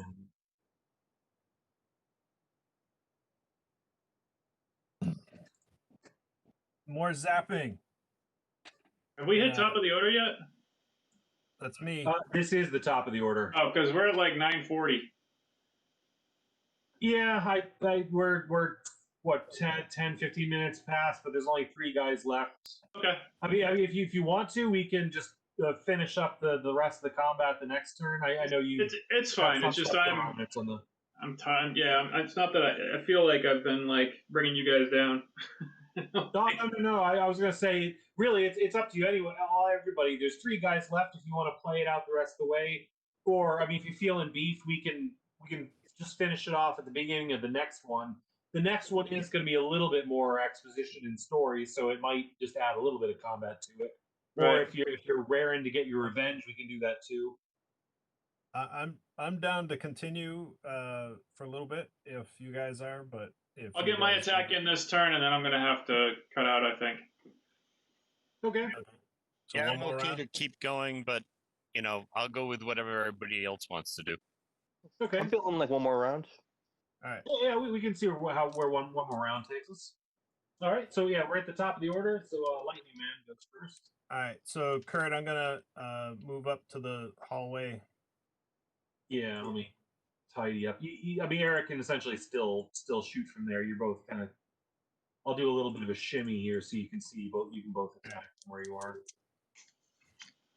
And is it so? I cannot see 31, or I can, or Well, you made a perception check and you didn't notice him. So at this point, you're essentially attacking 32. All right, I'm doing a damaging attack against 32 Okay. And for blinded. 25. 25. Why do I always forget what this penalty is? Guard reduced by 3. 32. 25 plus 3 minus his guard. Oh well, that makes it. Let me see. Your anger. You use your anger to shoot your shots and shuddered him to the ground. His pistol drops. He keels over, kind of smacks his head against the glass, rolls over, and just lays out flat, head up. And you have a clearer shot, and you can see the blue suit having a fight with 31, so you can take your second attack, your Okay. hasted attack against 31. Hasted attack against 31. Oh yeah, he was injured, so he only had 9 hit points left.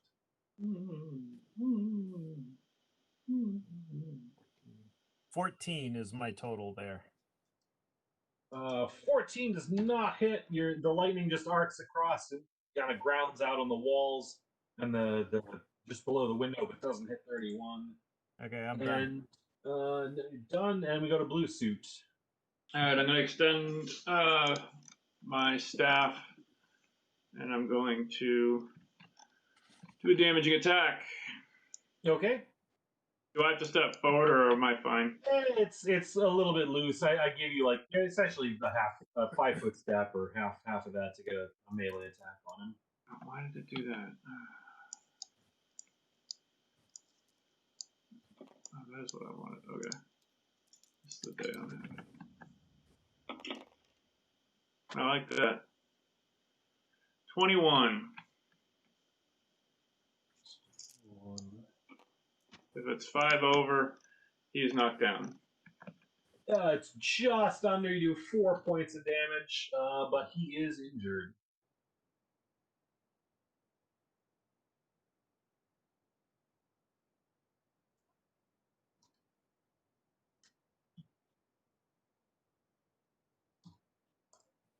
And you still have more move or any minors you want to do? Well, I can't. If I move, I can't move past him. I'm guessing. Yeah, I guess technically.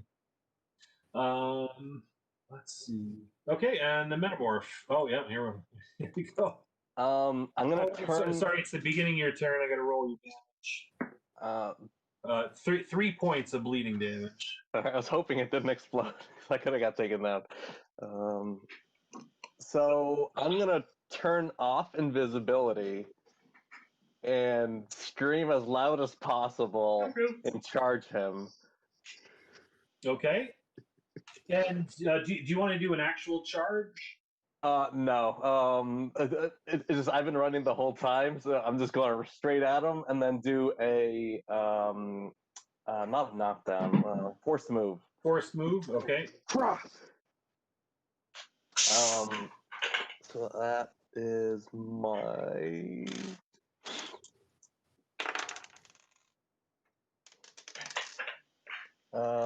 16. 16 total. Yeah. Oh, whoa, legend point. Okay. 21 now. 21 and force move. This is let's see. Well, I'm guessing it'd be based off of might, agility. Yeah, especially because you're the gorilla, and I'm guessing with the gorilla, your might is 6 stays the same. It goes down to 5 actually. Or did you? Maybe you didn't adjust your stats from when you. I haven't adjusted in a while. So, well, I mean, your highest stat. You personally have a might of 6. I don't think your might would go down by turning into a giant gorilla. So, a power level 6 with a 21 does hit. The power level of 6 is 5, 10, 15, as he flies off the front of the train, lands on the tracks, and then immediately goes under the train. Some Indiana Jones shit. As he, That's bum, awesome. bum, bum, bum, bum. So yeah, you did totally just charge and just like thump like right up off the train. Oh fuck! No one saw that. Well, actually, someone did see that. The engineers saw it, and he. If you look into the window, you see the engineer like yes, clapping furiously. And Metamorph. We go to Shooting Star, and you do have a Alright. shot on Friday. I'm gonna move up to cabin S3. Is that S3 or 53? S3, yeah, sleeper 3. Okay. I'm gonna move up to S3. I'm gonna take a shot at 31. No. No. Oh, I was talking to the little one. Oh, No wires. No wires. You do. No, you do. That's fine. that's a total of 27. 27. You do 10 points of damage. You get to throw a free Bane on there. I'm going to guess stunned. Yeah, stunned is fine. And he is now bloodied. All right. And then I'm going to do the hasted attack. Oh, Ooh, that's I decent. forgot about that. And that's 22. And he goes down. It is again like that was your second headshot of the night as Friday goes down, and that does it. So I don't know, 956. You're just a hair over, but you cleared it out, and that was actually it. The engineer did not have it quite right how many guys that were left. There were only the 3, although they were. Well, these guys had a pretty decent resolve and toughness, but their guard wasn't as tops. 33 was a bit of a badass, but that did not help him when the giant monkey came Hey, giant monkeys, man, with fezzes. That's where it's at. Well, That was awesome. That was awesome. yeah, that's good.